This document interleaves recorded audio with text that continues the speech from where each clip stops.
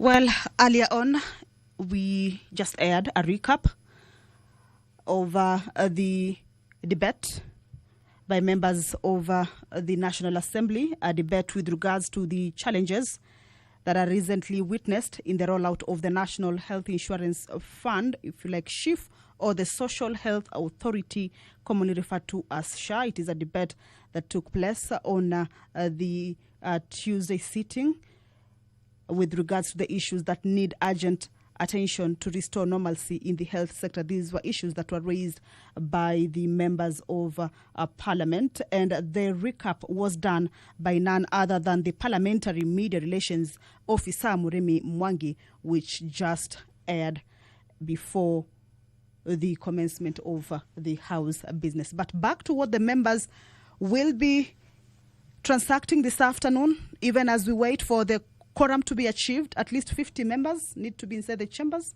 pursuant to the House Standing Order number 34. Members, as you can see, that is the entrance of the chambers.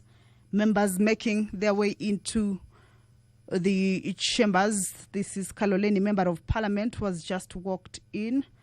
Honorable Paul Katana. And of course, we are waiting to see more members. Remember, the prayer has been said and the chair has been taken. But if the House does not correct, then that means that a quorum bell has to be rung, at least to give room for the members who may be within the precincts of Parliament, but yet to make their way into the chambers, to do that for the House to commence its business.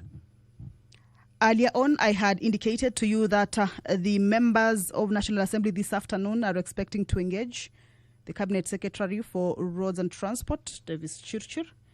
Before we go back to look at the questions that the members will be seeking responses to, pursuant to provisions of Standing Order 44, paragraph 2C, there is a statement here that will be requested, and this is a statement by the Honorable Member for Turkana Central, Joseph Namwar, with regards to persistent power outages affecting Lodwar Municipality and Turkana County. This is a statement that will be requested, and of course it will be forwarded to the Committee on Energy, which is mandated to find answers or address concerns that are raised by members from the ministry or the relevant ministry. So back to what the members this afternoon. If the Cabinet Secretary, all right, that is the Sergeant at Arms, and as is the tradition, once the quorum is achieved, that is just a signal to the clerk and the speaker that the quorum has been achieved. More members are still making their way into the chambers. So allow me to hand you over.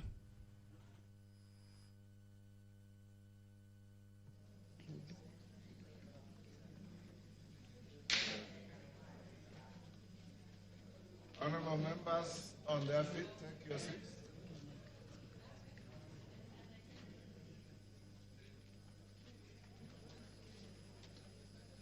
Order, honourable members, take your seats.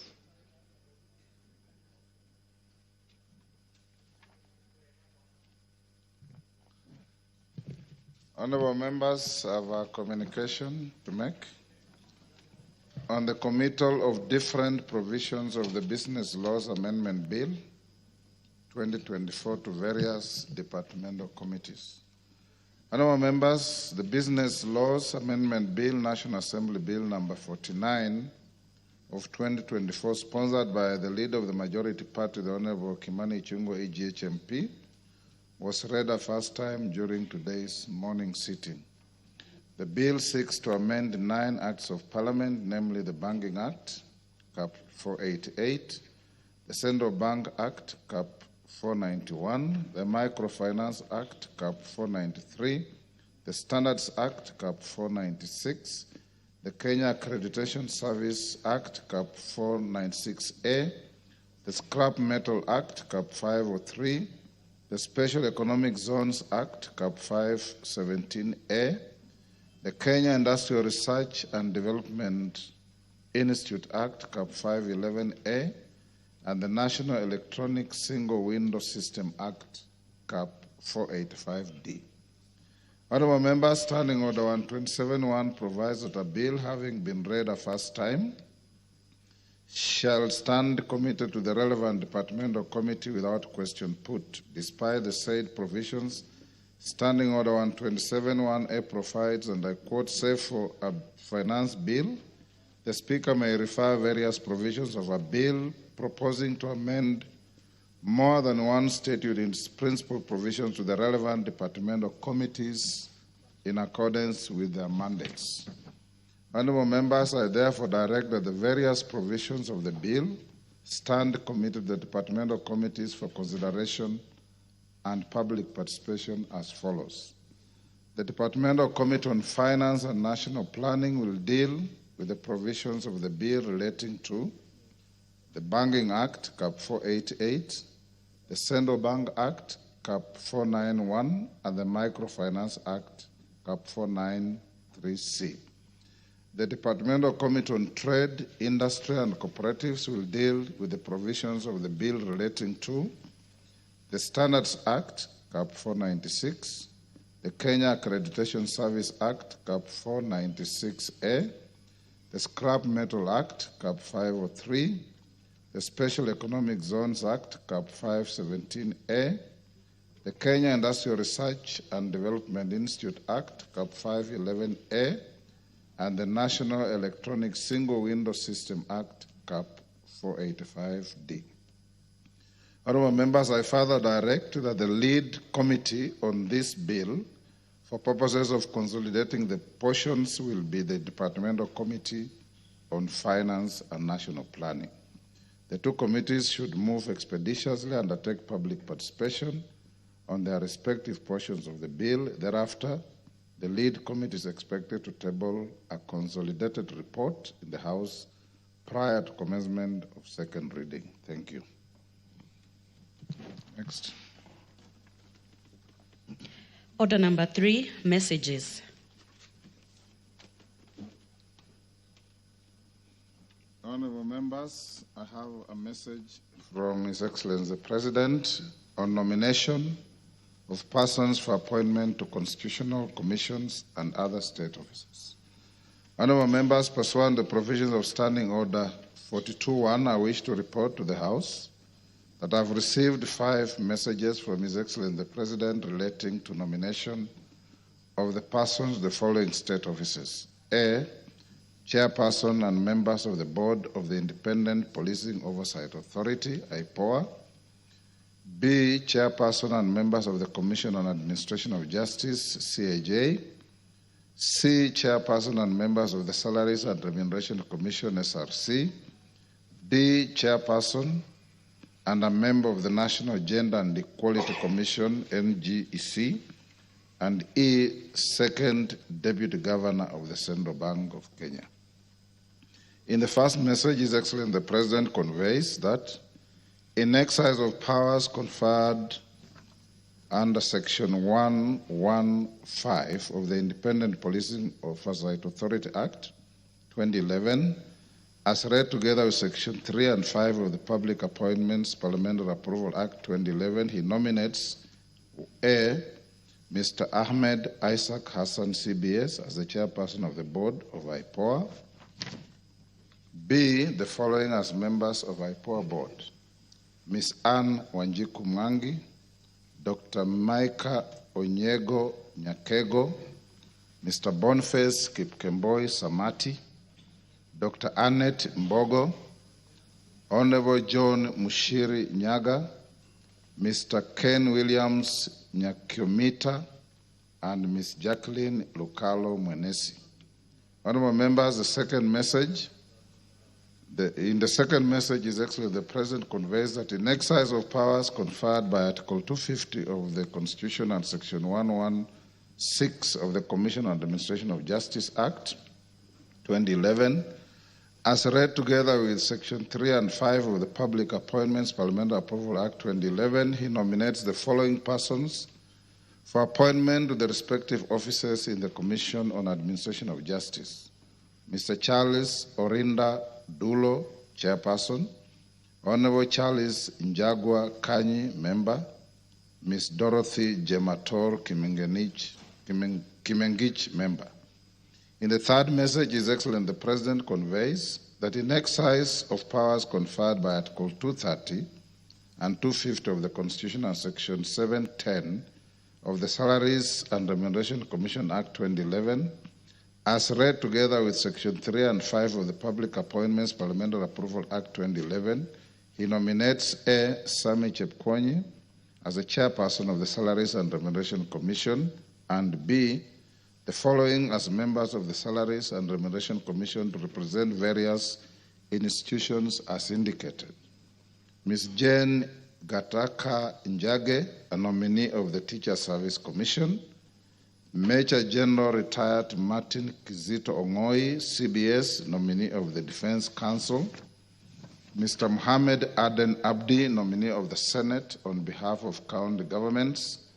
Dr. Gilda Odera, nominee of the Federation of Kenya Employers. Dr. Geoffrey Apollo Omondi, nominee of the Central Organization of Trade Unions, KOTU. And Mr. Leonid Ashindu, nominee of the Association of Professional Societies in East Africa, APSEA. In the fourth message, honorable members, His Excellency the President conveys that in exercise of powers conferred by Article 250 of the Constitution and Section 116 of the National Gender and Equality Commission Act 2012, as read together with Section 3 and 5 of the Public Appointments Parliamentary Approval Act 2011, he has nominated Honorable Rehema Dida Jaldesa and Mr. Michael Mbithuka Nzomo, PWD, for appointment as the chairperson and member of the National Gender and Equality Commission, respectively. In the fifth message, honorable members, His Excellency the President conveys that in exercise of powers conferred by Section 13B of the Central Bank of Kenya Act Cap 491, as read together with Section 5 of the Public Appointments Parliamentary Approval Act 2011, he nominates Mr. Gerald Nyaoma Arita to the position of Deputy Governor of the Central Bank of Kenya. Honorable members, His Excellency the President now therefore seeks the approval of the House on the nominees for appointment to their aforementioned positions. Standing Order 45 provides that upon receipt of notification of nomination for appointments, such nomination shall stand committed to the relevant departmental committee of the House for consideration. In this regard, honorable members, I hereby refer the message from His Excellency the President together with the CVs, the reports of the respective selection panels, and that of the Public Service Commission for the case of the nominee to the position of Deputy Governor of the Central Bank, and other testimonials of the nominees to the respective departmental committees as follows. 1. Chairperson and members of the Board of the Independent Police Oversight Authority to the Committee on Administration and Internal Security. Chairperson and members of the Commission on Administrative Justice to the Committee on Justice and Legal Affairs. Chairperson and members of the Salaries and Remuneration Commission to the Committee on Labor. Chairperson and member of the National Gender and Equality Commission to the Committee on Social Protection. Deputy Governor of the Central Bank of Kenya, the Finance and National Planning Committee, joint consideration with the counterpart committee in the Senate. Honorable members, noting the need to expeditiously conclude the approval hearings and given the calendar of the House, I direct the committees to immediately commence the approval processes, notify the nominees and the general public of the time and place for holding the approval hearings, and thereafter, upon conclusion, table their respective reports on or before 26th of November 2024 to enable the House to consider the matter within the statutory timelines. I thank you. Next. Order number 4, petitions. Order number 5, papers. Majority Leader.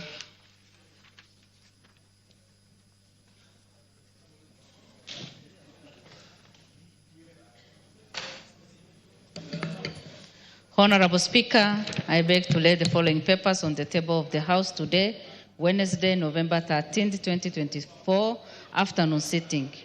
Reports of the Auditor General and Financial Statement for the year ended 30th June 2024 and the certificates therein respect of number 1, Affordable Housing Finance Project, IBRD, credit number 8958-KE, National Assembly. Number 2, Kenya Symbiosity Program, CEDA, number 51110060, Council of Governors. Number 3, ADB Africa Climate Summit Project, the National Treasury. Number 4, Eastern Africa Regional Transport, Trade and Development Facilitation, IDA, credit number 5638-KE, Kenya Revenue Authority.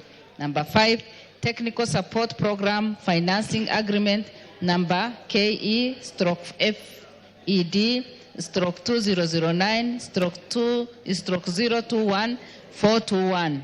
Number KE/FED/023/733 and number KE/FED/037/941. National Treasury. Number 6, Microfinance Sector Support Credit Project, credit number CKE/300401E and CKE/601001E, National Treasury. And number 7, National Information Platform for Food Security and Nutrition Project, credit number food/2017/393/022, Kenya National Bureau of Statistics. Thank you, Honorable Speaker, and I beg to lay. Thank you. The Chair, Labour. Chair, Labour, Karemba. Thank you, Honorable Speaker. Honorable Speaker, I beg to lay the following paper on the table of the House. Today, Wednesday, 13th November 2024. Report of the Departmental Committee on Labor on its consideration of the Salaries and Remuneration Commission Bill, National Assembly Bill number 21 of 2024. Thank you, Honorable Speaker.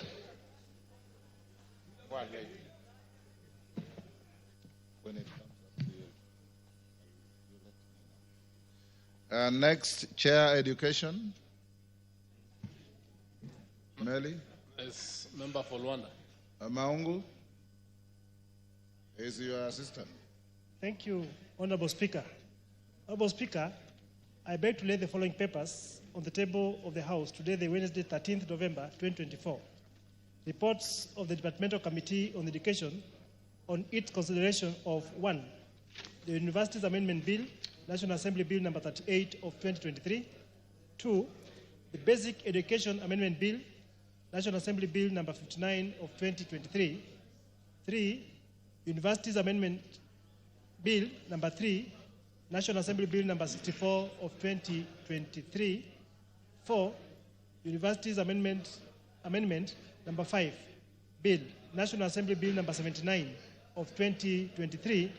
And 5, the Universities Amendment Bill, National Assembly Bill number 16 of 2024. Thank you. Thank you, Dick. Next. Order number 6, notices of motion. Order number 7, questions and statements.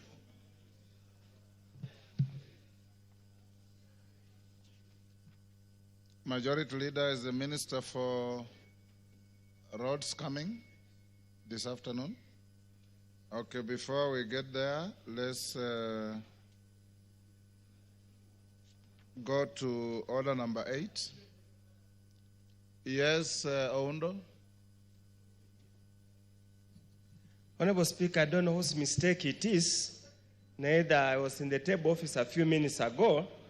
The response that the minister is coming to give, we have not had the opportunity to have copies in advance so that we can read, understand, and be in a good position to ask questions and even allow whatever you call, to also ask rejoinder questions. Is it possible we could facilitate through our office, we get responses so that we can look at them before the minister takes the podium? We would request, we are requesting, Speaker. Okay, Clerk, I think, Honorable Ondo, we can deal with that on a need basis. There are certain questions which once the minister answers, the questioner can raise a supplementary relating to the adequacy of the answer. But if you need to get some written answer, the clerk will facilitate. You can see the clerk at the table. Order, honorable members, call out order number 8. Order number 8, motion, consideration of the mediated version of the National Rating Bill, National Assembly Bill number 55 of 2022, question to be put. Order, honorable members on their feet, take your seats. Sirma, take your seat. Honorable Kaluma, take your seat. Honorable members, I now put the question at order number 8, which is that pursuant to the provisions of Article 113 of 32 of the Constitution and Standing Order 153, Order Ngong. Order. I repeat. I put the question at order number 8, which is that pursuant to the provisions of Article 1132 of the Constitution and Standing Order 153, this House adopts the report of the Mediation Committee on the National Rating Bill, National Assembly Bill number 55 of 2022, laid on the table of the House on Tuesday, 5th November 2024, and approves the mediated version of the National Rating Bill, National Assembly Bill number 55 of 2022. As members of that opinion say aye. Aye. Those of the contrary opinion say nay. The ayes have it. We'll go back to questions. Do we have any request for statements? Yes. Honorable Namwar, you indicated that you're dropping your request for a statement, right? Most guided, Honorable Speaker. Okay, Majority Leader, Honorable Namwar tells me that the statement he was requesting was adequately dealt with by the visit of His Excellency the President to his county. So he's dropped it. Thank you for saving our time and acknowledging that your issues have been addressed. Let's go to questions now. Can you bring in the minister? Namwar. Yes? Thank you, Speaker. I have a pending statement that has not been resolved to date, Your Excellency, Your Honorable Speaker. See the clerks at the table or the table of office so that it can be put on the order paper tomorrow. There was a ruling that you had been able to make before regarding KWS issue with the fishermen in Sibiloi. You had resolved that we have a committee, some kind of a multi-sector committee to look at the issue, and up to date, the issue was brought in June. Up to now, when you had made a ruling, nothing has been able to be processed, Honorable Speaker. I advise you, Honorable Namwar, to see the clerk at the table so that they can bring to the attention of the Speaker the issue that you are raising.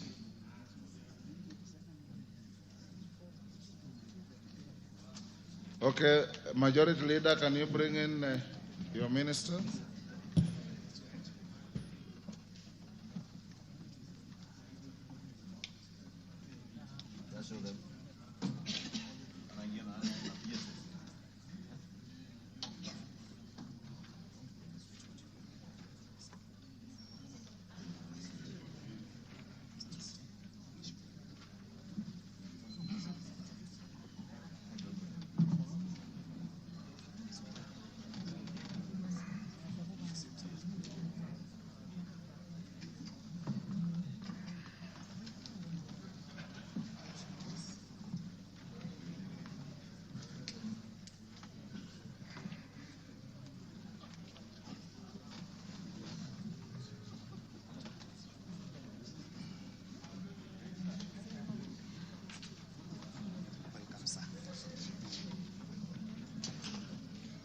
Honorable members, the CS for Roads and Transport is in the House to respond to your questions. Clerk, I have received communication from two members, Honorable Kili Daniel Carrido, to defer his question, and Honorable Paul Musimi Zengu to defer their questions, so when we reach them, you skip them.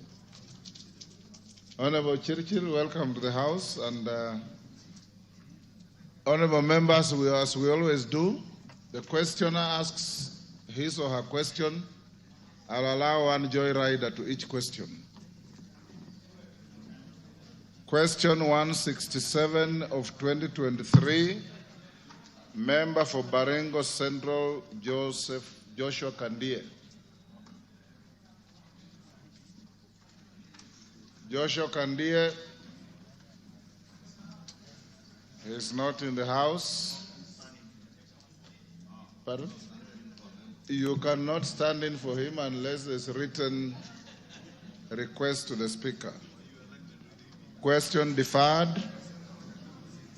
Question 168 of 2023, member for Mwingi, that one is deferred. Question 178, member for Kinango, the Honorable Gonzi Rai. Go ahead. Mr. Speaker, I beg to ask question number 178/2023.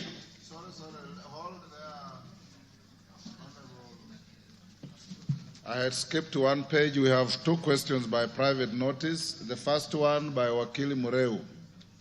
We'll start with the questions by private notice. Wakili Mureu, that is question 013 of 2024. Thank you, Mr. Speaker. I rise to seek for answer to question 13 of 2024. And I start with question number 1. Could the Cabinet Secretary provide the current status of any negotiations for a concession agreement between the government and the Adani Group regarding the management of Jomo Kenyatta International Airport? The second question, Mr. Speaker, state the details of any consultations and public participation engagements that have been undertaken by the Ministry of Roads and Transport regarding this matter in line with Article 10 of the Constitution. Number 3, clarify whether there is full compliance with provisions of Article 10(2) of the Constitution on the principles of governance, including but not limited to upholding good governance, integrity, transparency, and accountability in the discussions on the proposed transfer of management of JKIA. And the fourth question, confirm that in accordance with provisions of Article 35 of the Constitution, publishing and publicization of all information relating to the proposed agreement between the government and Adani was affected. Thank you, Mr. Speaker. Minister.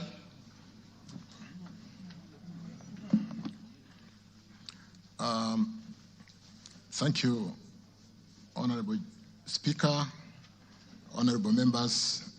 Happy to be in the House this afternoon to respond to the various questions and to be quick and specific to Wakili Mureu's Mheshimiwa's question on Adani and whether to provide the current status of any negotiations for concession agreement. Chair, I want to confirm that all engagements between the government of Kenya and Adani have been suspended by a court order issued on 9 September 2024 in HCJR E199/2024, Kenya Human Rights Commission and Law Society of Kenya,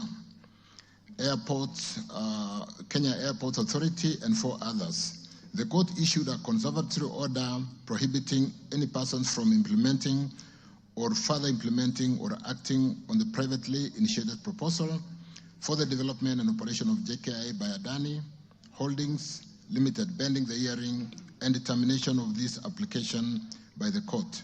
Therefore, Honorable Speaker, members, there is no concession agreement that has been executed between the government of Kenya and Adani.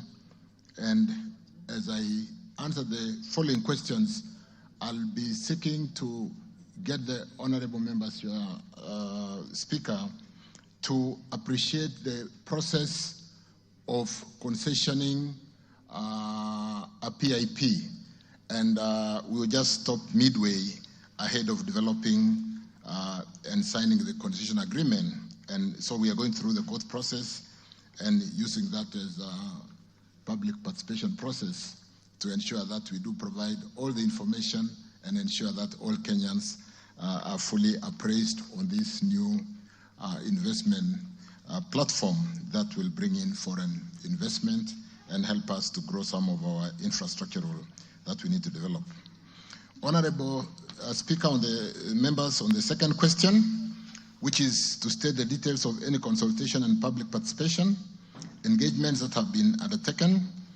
At the time when we got the halt, we had a program of stakeholder engagement, and we had already had formal engagement with the Kenya Airports Authority senior management stakeholders on the 15th of August 2024 at JKIA head office boardroom, which was properly scheduled.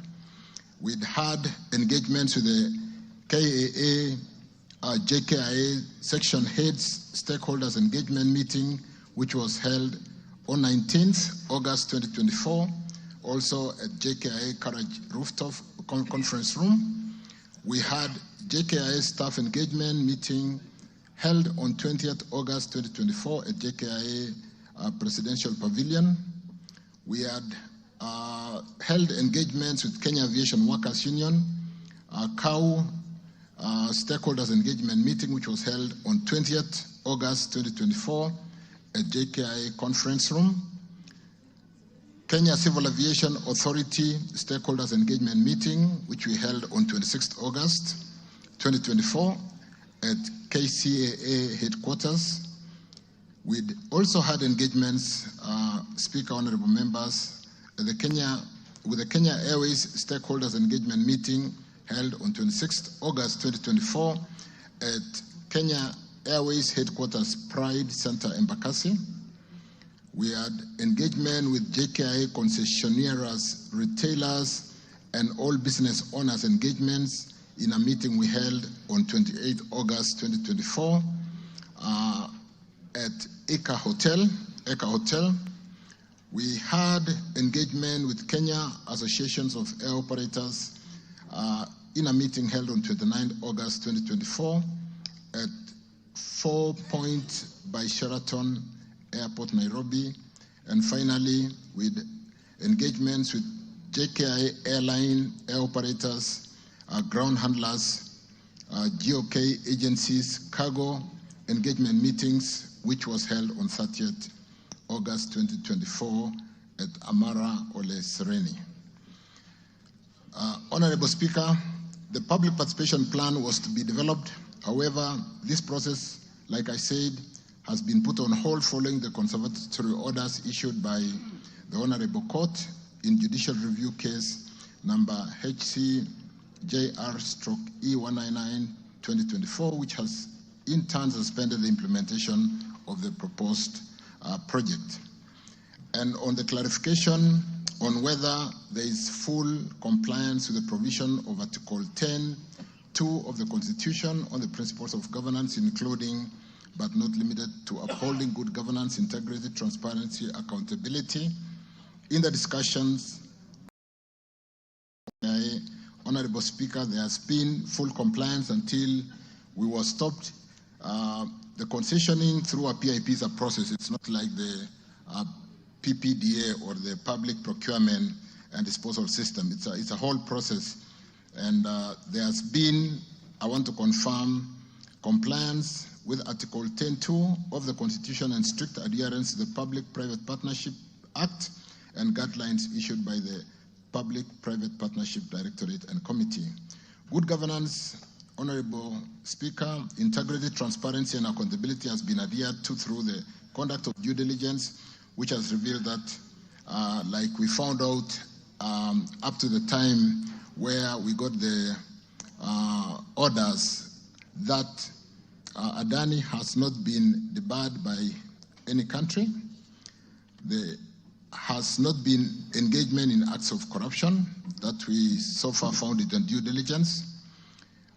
Is not insolvent, is tax compliant in all jurisdictions in which it has local tax presence, is not a default on payment of social security and employment benefits, and its directors or officers have not been convicted of any criminal offense related to professional conduct within a period of 5 years preceding the submission of the proposal, and have not otherwise been disqualified pursuant to administrative suspension or debarment proceeding. Speaker, honorable members, furthermore, the privately initiated proposal has been subjected to evaluation and analysis by numerous government agencies, including the PPP Directorate, the National Treasury, and the Transaction Advisor duly qualified. Therefore, the process of considering the proposal by Adani at the point where we had reached has been rigorous and with strictly following the due process set by law.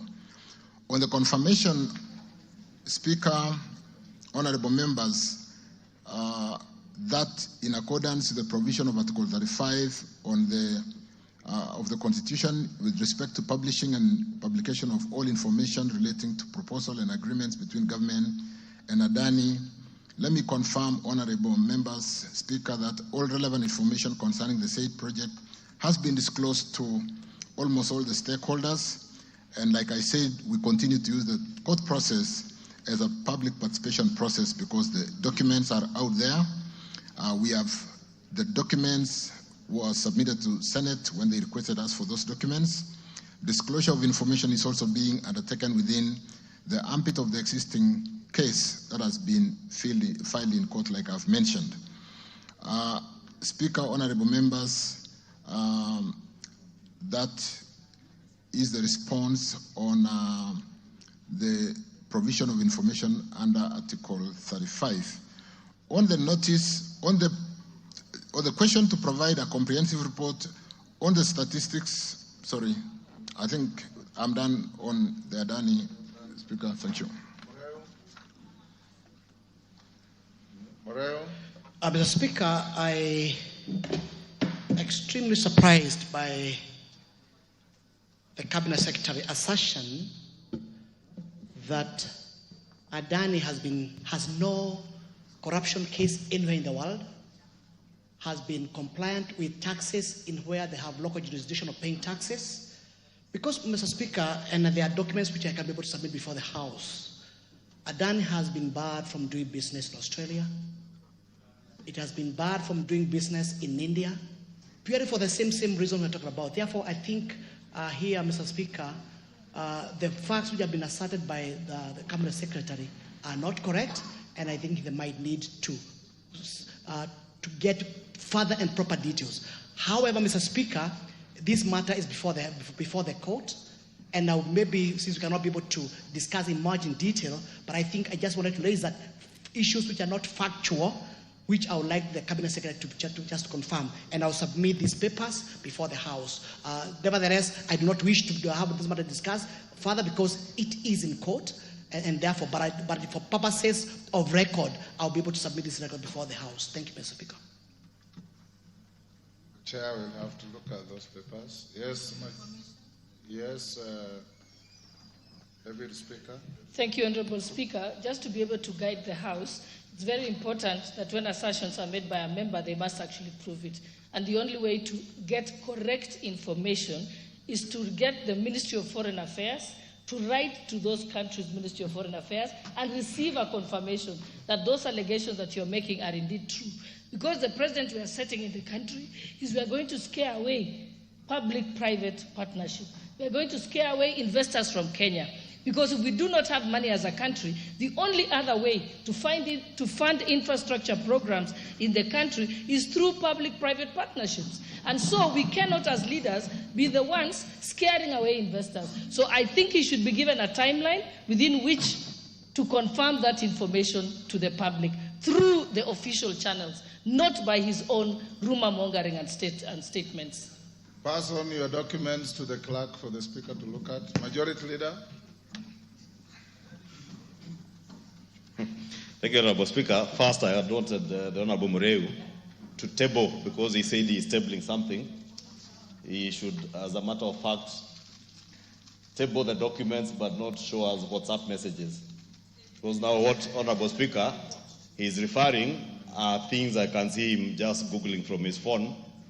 Honorable Speaker, you know, we cannot always treat this House as if we are... Order, Majority Leader. Honorable Mureu, you said, as a matter of fact, that you have papers. That he can table. But yes, I can see you walking to the clerk with your phone. So which papers do you have to table? Because even what is on your phone can be printed and be... Thank you, Mr. Speaker. I think electronic documents, we are at the age of information.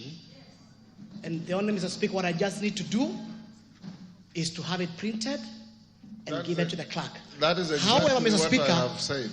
Yes, I have it over here. They have the report, Mr. Speaker.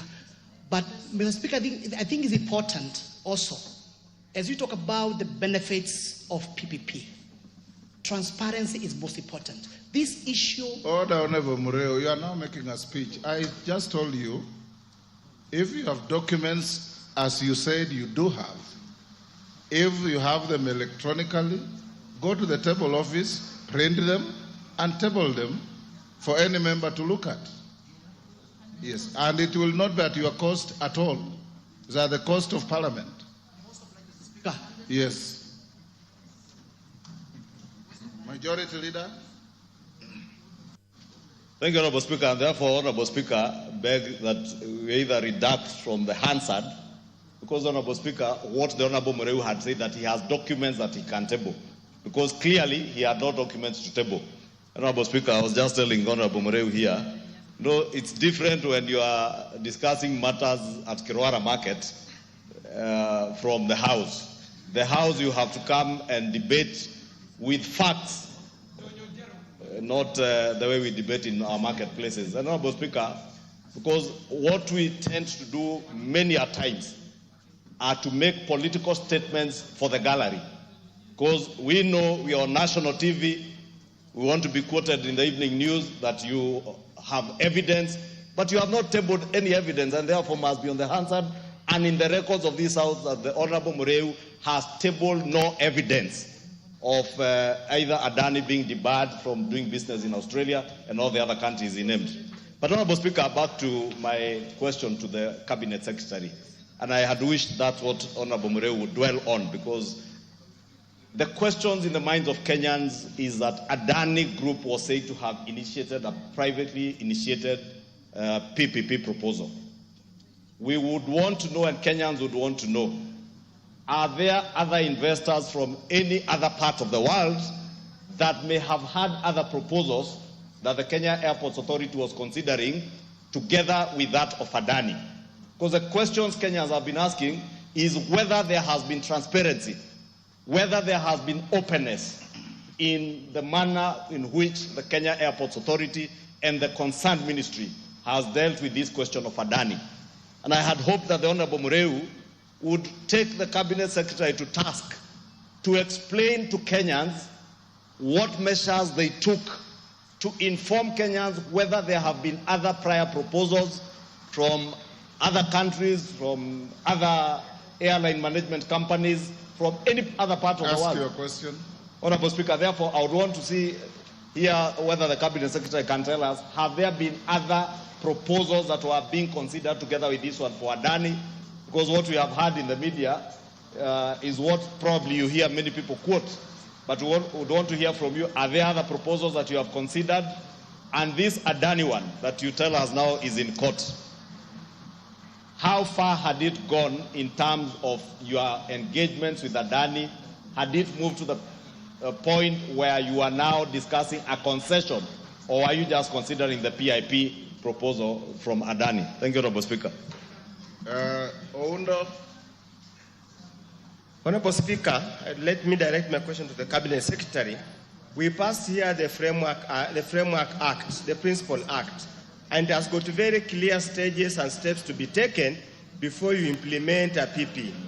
Probably the Minister could be gracious enough to tell us whether the entire steps that were proposed and contemplated in the Act were ever followed to the letter, to a point they even go to the point of almost signing the agreement, and whether the law was followed as provided for in the law and the regulations. Thank you, Speaker. Yes, Minister.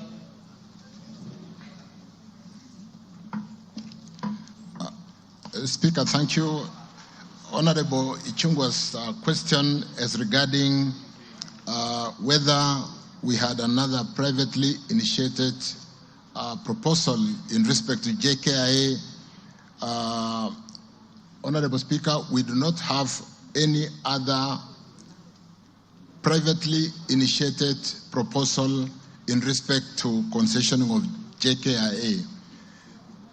Honorable members, to run through a PIP, you will need to have done a feasibility study, and it is a serious submission.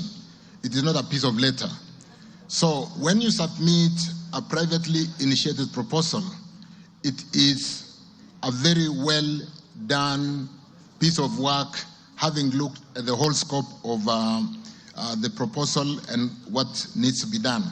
So with respect to that, honorable members, we do not have any other privately initiated proposal by any concessionaire in respect to Jomo Kenyatta International Airport concessioning.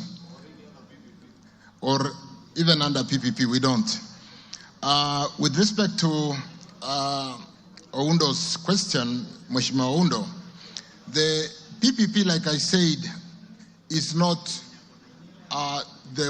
the process is articulated from the time when you submit. It goes through the due process in line with the PPP Act, which includes PPP approval by the PPP committee, project development phase and feasibility study, the evaluation process of the feasibility study report, the PPP committee approval of the feasibility study, the procurement of a technical assistant, and PPP committee consideration and approval of the negotiated outcome. And at the time when we got the court, when it went to court, we were at the time drafting and negotiating a concession agreement, looking at some of the technical issues like the return on equity, the debt equity ratio, the value for money, and so on and so forth. So that is where we were. But like I said, we had also gone through the due process, and we were about to finalize the public engagement. So, honorable members, that is when we got the orders, and like I did indicate, we are using this time to ensure that we communicate and we do provide information to Kenyans. Thank you. Thank you. Yes, Basil. Thank you, Speaker. My supplementary is actually tied to what Oundo asked. Can the CS tell us whether JKIA was operating at a loss for it to be considered for privatization?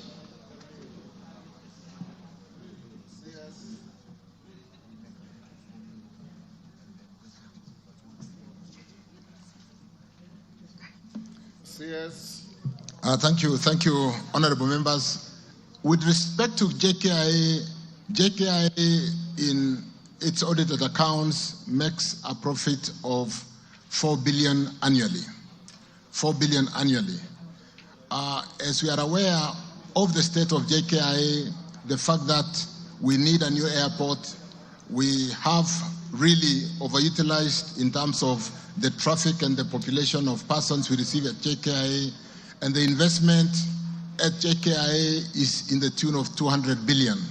So when you're talking about an investment, Speaker, honorable members, of 200 billion, and your bottom line is 4 billion, and the fiscal headroom for an asset which is 100% owned by government requires that kind of investment, the only route to go is the PPP route, where we bring in foreign investment through PPP. Thank you. Thank you. Yes, Mwenje. I want to move to the next question. Thank you, Honorable Speaker. Mine is a quick one. In light of this transaction with Adani, perhaps the Cabinet Secretary can just explain to us what happened with the deal that existed with Kenya Airways and JKIA, which we got the feeling that it was dying, but we've never gotten a comprehensive report on what happened with that specific transaction. Thank you, Honorable Speaker. Yes, Minister. Let me just very quickly, Speaker, honorable members, that remind the House that that bill was withdrawn by this House. Thank you. Thank you. We'll go to the next question. Honorable Mureu, these papers have got no authentication.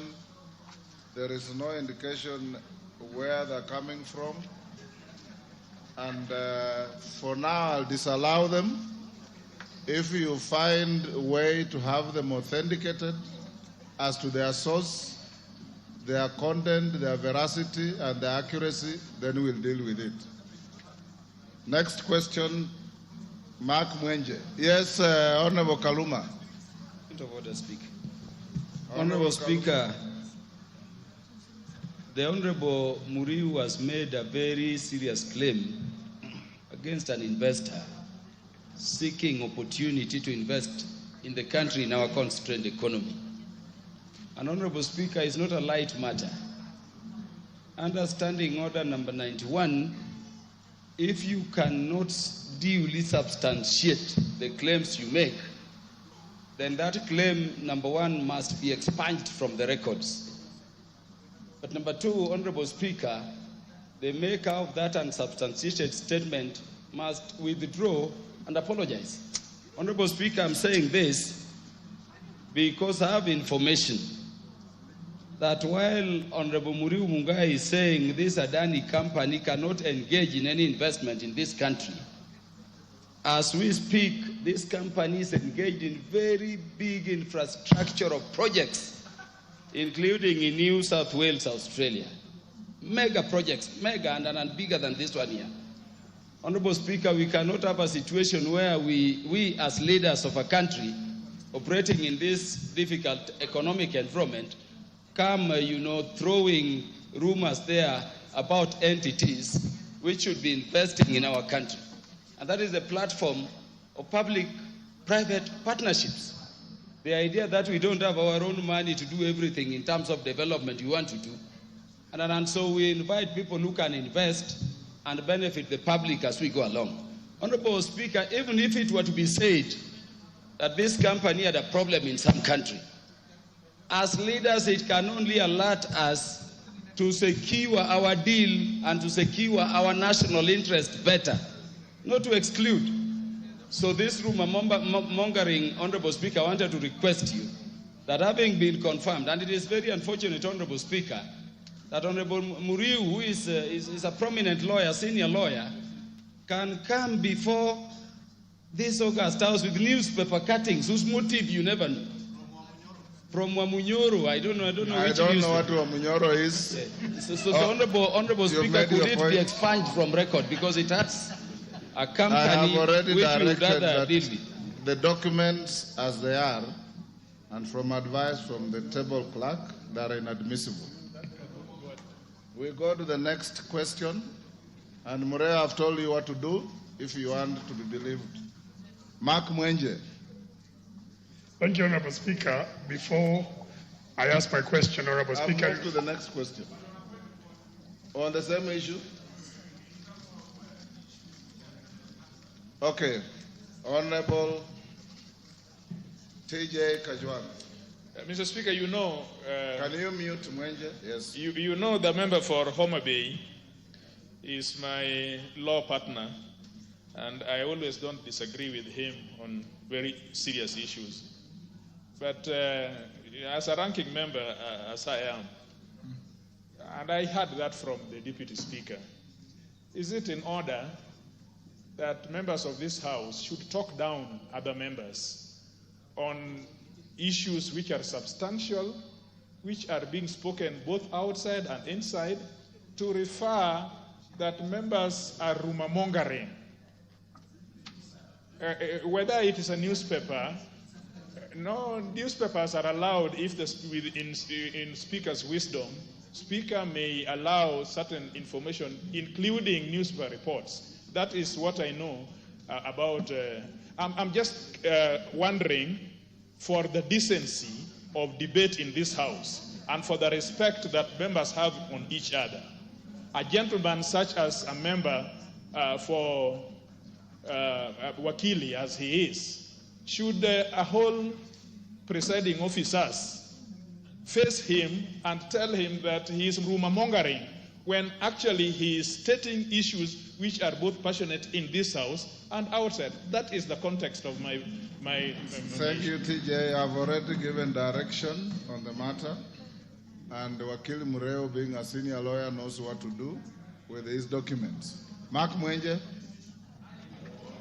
Thank you, Honorable Speaker. I rise to ask the 14th question by private notice of this year. Could the Cabinet Secretary, 1, provide a comprehensive report on the amount disbursed to KERA for the financial year 2023-2024 as at September 2024 for Nairobi County, and the measures being taken to address the audited delay? Second question, give reasons for the delay in full disbursements of the road maintenance levy funding during the financial year 2023-2024 for Nairobi City County to the Kenya Rural Roads Authority, KERA.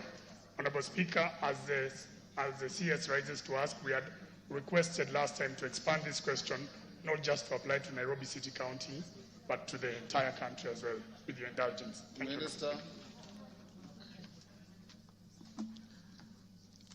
Honorable Speaker, allow me not to repeat the question, but to respond that Kenya Rural Roads Authority, KERA, received a total of 42,101,040 Kenya shillings per constituency, countrywide, under the 22% RMLF. That is the Road Maintenance Levy Fund, financing for the financial year 2023-24, including constituencies in Nairobi County, which of course totaled to 17. And when you compute what was received and dispersed to Nairobi, it totals to 715,717,680 Kenya shillings for that 22% RMLF. The amount, Speaker, honorable members, however, falls short of the initial budgeted amount of 44,522,070 shillings per constituency, as earlier guided by Kenya Roads Board, ceiling for the financial year 23-24. The variance arose due to actual RMLF collection falling short of the projected amounts by a margin of 5.4% per constituency, which totaled to 2,421,030 Kenya shillings. And of course, the shortfall, honorable members, Speaker, is due to the amount of petroleum products that was consumed in the country. Speaker, honorable members, I have shown a table that details the disbursement received in the reporting year 23-24 and how we tranche that money and the shortfall that I've talked about. Similarly, under the 10% RMLF funding, the authority received 17,107,109 Kenya shillings per constituency against a budgeted amount of 20,237,304, which was based on KRB ceiling provided for the year. The total amount received for the financial year under the 10% RMLF was therefore 290,820,853 against the expected funding of 344,034,168, representing a variance of 15.5%, honorable members. With respect to the table that basically articulate that 10% RMLF funding, I've shown that in that table where we basically showing the 10% RMLF that was released at 17,107,109 for each constituency as shown in the table. With respect to the second question, the Kenya Roads Board collects the road maintenance levy on a continuous basis and disperses to the recipient agencies through the ministry. The disbursement for the various agencies were done in a timely manner, and I wish to clarify that KERA, or Kenya Rural Roads Agency, dispersed funds on to the regional office based on what was received or what is received.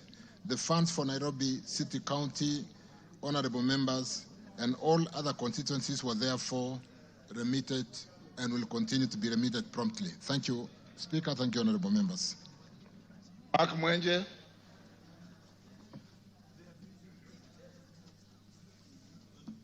Thank you, Honorable Speaker, and I thank the Cabinet Secretary for his response. Honorable Speaker, my follow-up is basically that these amounts for KERA have consistently been reducing. The fact that our committees went to the ground and budgeted even for these savings that were going to occur. Honorable Speaker, then how can the Cabinet Secretary guarantee that this will not repeat itself in the subsequent financial years, especially considering that the reduction that occurred and the notice that came out gravely affected projects that were going, contracts who had already committed to certain projects, and that means they are incomplete works that will remain as a result of a reduction of funds caused by the revised ceilings. Thank you, Honorable Speaker.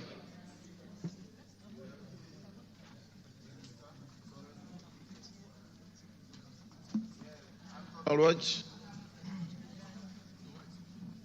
Member for Madari. Give Anton Lodge the mic. Thank you, Honorable Speaker. Let me make this follow-up question to the CS. What is the legal mechanism by which a ceiling which has already been committed to constituencies, work plans already done, and already some activities and advertisements being undertaken? How can the roads levy fund, based on alleged reduced earnings, then be able to ask constituencies that they will not be able to undertake these processes? I have a case in my constituency where, based on the savings that are now unremitted, we did a road up to 80% of it and is now at a standstill. Is there a legal mechanism by which you can be able to fall back and say that these were your ceilings, but we have now not collected enough?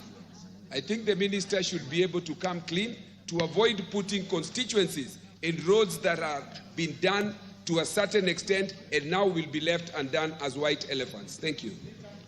Dr. Mutunga. Minister will take.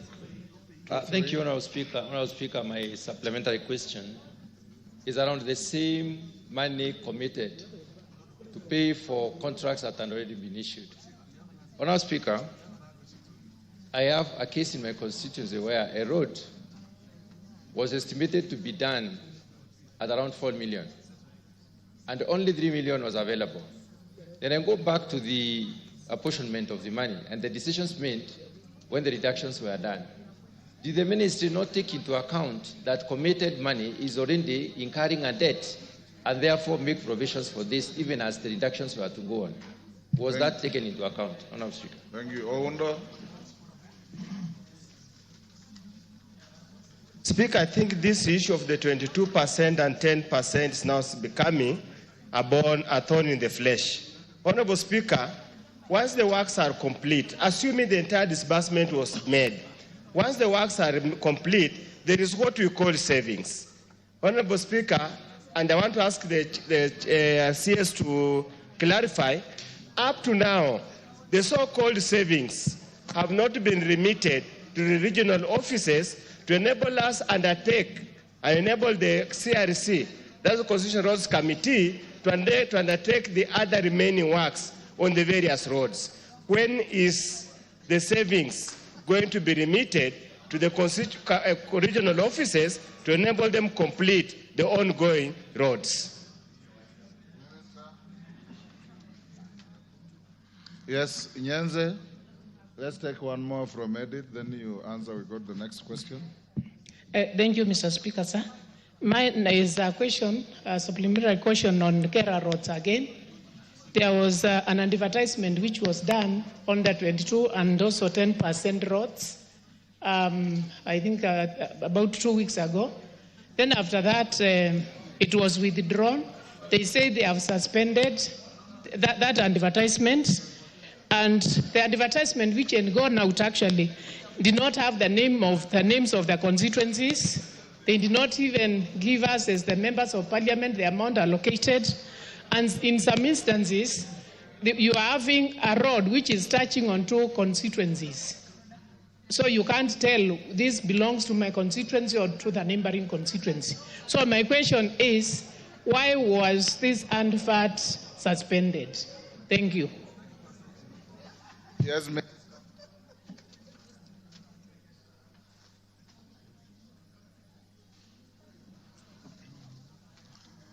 Thank you, Honourable Speaker.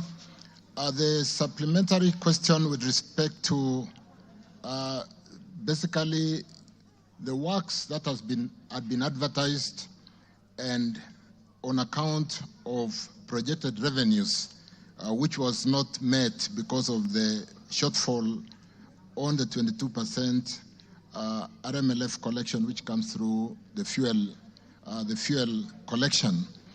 Honourable members, I was with the Committee on Roads and Transport last week, and this question was alive. And what we have done is to compute the savings on the actual contracts achieved vis-a-vis the budget that was allocated to every road.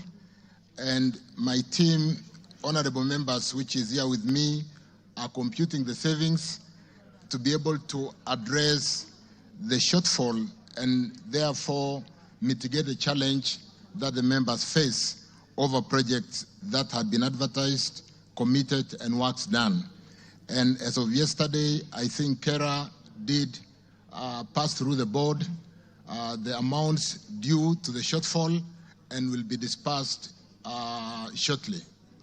I think that will address the question of the shortfall with respect to the challenge that arises when budgeting is not properly done. We'll need to really look at estimates on what we think we should be able to collect on RMLF due to the volume of petroleum that the country will consume, and ensure that we do not run into this challenge.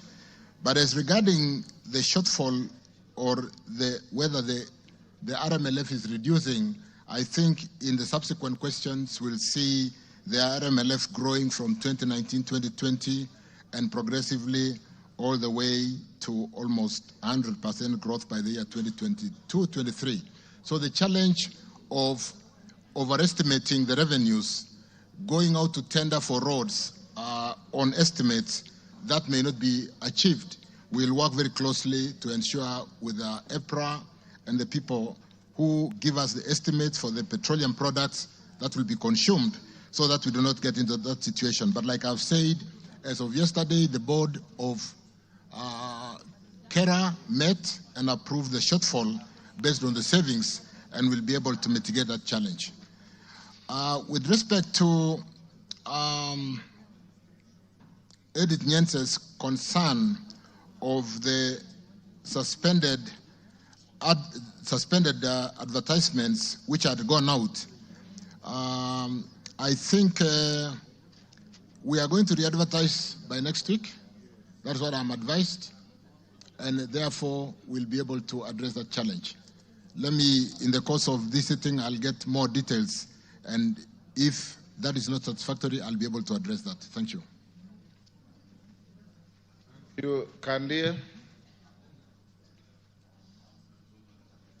Thank you, Honorable Speaker. I rise to ask question number 167 of 2023. Could the Cabinet Secretary explain the criteria used by Kenya Roads Board to determine the amount of funds to allocate to each constituency? 2, could the Cabinet Secretary provide a detailed analysis of monies that Kenya Roads Board has disbursed to all the 290 constituencies from the year 2019 to 2023?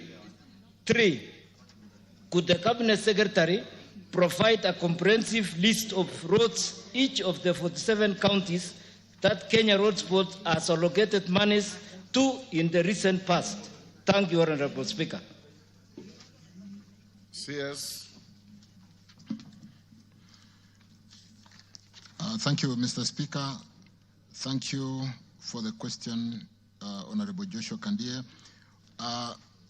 Honorable members, Section 6 of the Kenya Roads Board Act number 7 of 1999 lays out how the Roads Maintenance Levy Fund, RMLF, is allocated to the road agencies, more specifically Section 6, 2D1 and 2 of the KRB Act, that the Kenya Roads Board Act stipulates the following allocation to constituencies: 22%, honorable members, which shall be deposited into a special bank account to be called Constituency Road Fund Account, to be maintained by every constituency of the allocated funds, and is allocated equally to all constituencies in the country and to be administered by the Rural Roads Authority. Another 10% of the allocated funds is set and allocated for the maintenance of development of link roads between constituencies, like was mentioned by Honorable Edith Nyensa, and to serve as government counterpart funds in funding works on rural roads to be administered by, again, Kenya Rural Roads Authority, and that the said percentage or percentum shall be equally distributed to all the constituencies, like the 22%, where Kenya Rural Roads Authority has the mandate. Honorable members, each constituency received RMLF funds in the last 4 financial years, as shown in that table. I hope, honorable members, with respect to 22%, for the year 2019-2020, it was every constituency received 21,564,277. The following year, 2020-21, each constituency received the 22% portion at 22,642,491. And in the year 21-22, each constituency received 25,319,331. And in 2022-23, each constituency under the 22% received 42,598,809. And similarly, I have tabulated the receipt amount under the 10% critical link roads for the 4 financial years. And the totals, like I said, have moved progressively in 2019-2020 from 31,366,221 to 61 million in 2022-23 to 61,961,904, which is some good progression. Honorable members, Section 19.4 of KRB Act mandates the board to consolidate the annual roads works program submitted to it by roads agencies into annual public roads program. You will normally see the APRP for approval by the Cabinet Secretary for Roads and Finance. The roads funded in each constituency are detailed in the approved APRP for KERA for the previous 4 financial years, which I've attached. And Speaker, allow me to table the annual roads works program as requested.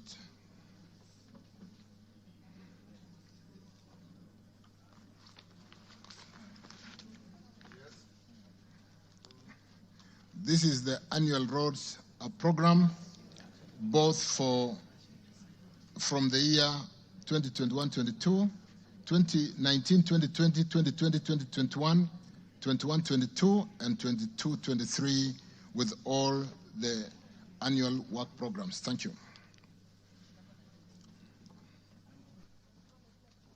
Thank you. Honorable members, honorable members, before we go to the next, Honorable Elisha, order.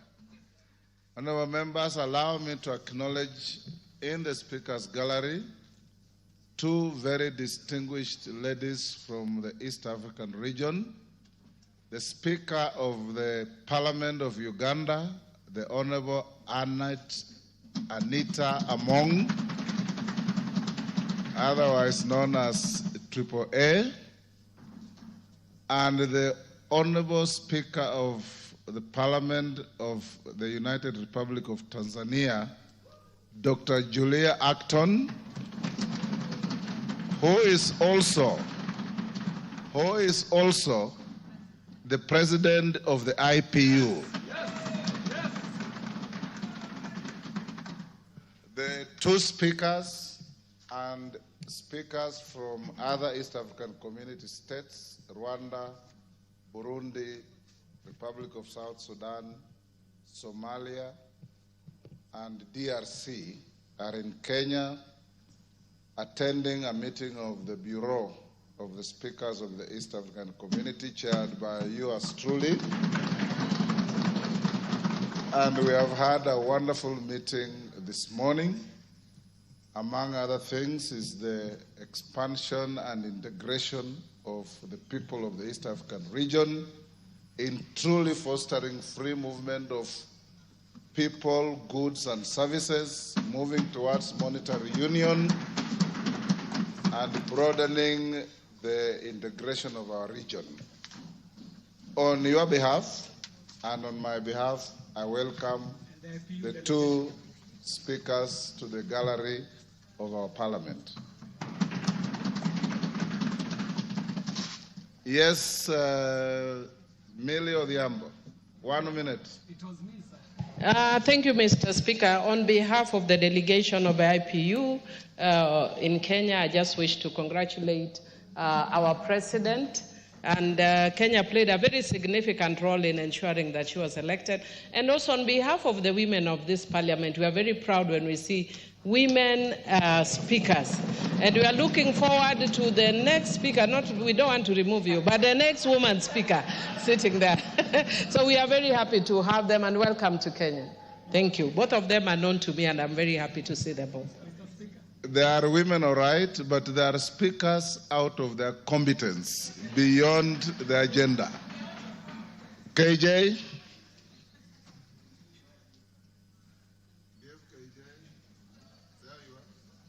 Honorable Speaker, I want to thank you for this opportunity.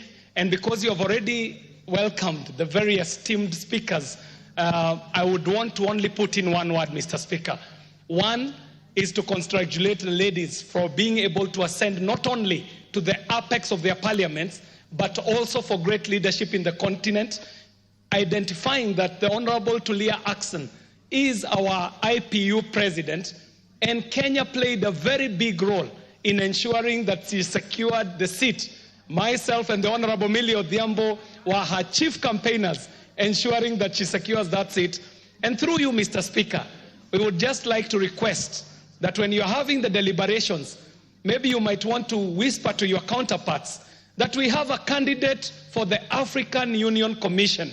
Maybe they might just get the message home that we are looking for that seat, and they might want to support us. Just kurudisha mkono, Mr. Speaker, and I thank you truly for this opportunity. Asante sana. For your information, in our bureau meeting, we acknowledged that we have a candidate for the African Union Commission, and we agreed that he is indeed a candidate from the East African region and shall enjoy the support of the East African region.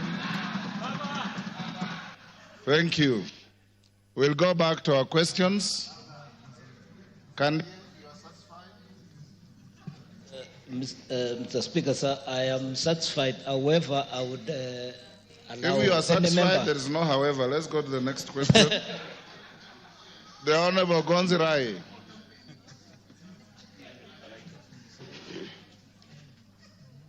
Mr. Speaker, I rise to ask question number 178/2023 and says, could the Cabinet Secretary explain why Kenya National Highway Authority, KENA, issued demolition notices against the Mackinnon Road Trading Center buildings approved by the Kwale County Government in 2020 and constructed away from the Mombasa-Nairobi Highway into brackets A109 Road Reserve as clearly depicted on the approved map of the highway.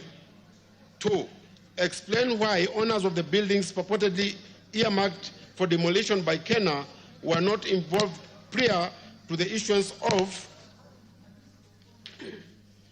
the demolition notices and clarify whether they shall be compensated before such demolition if the ministry plans to expand the highway.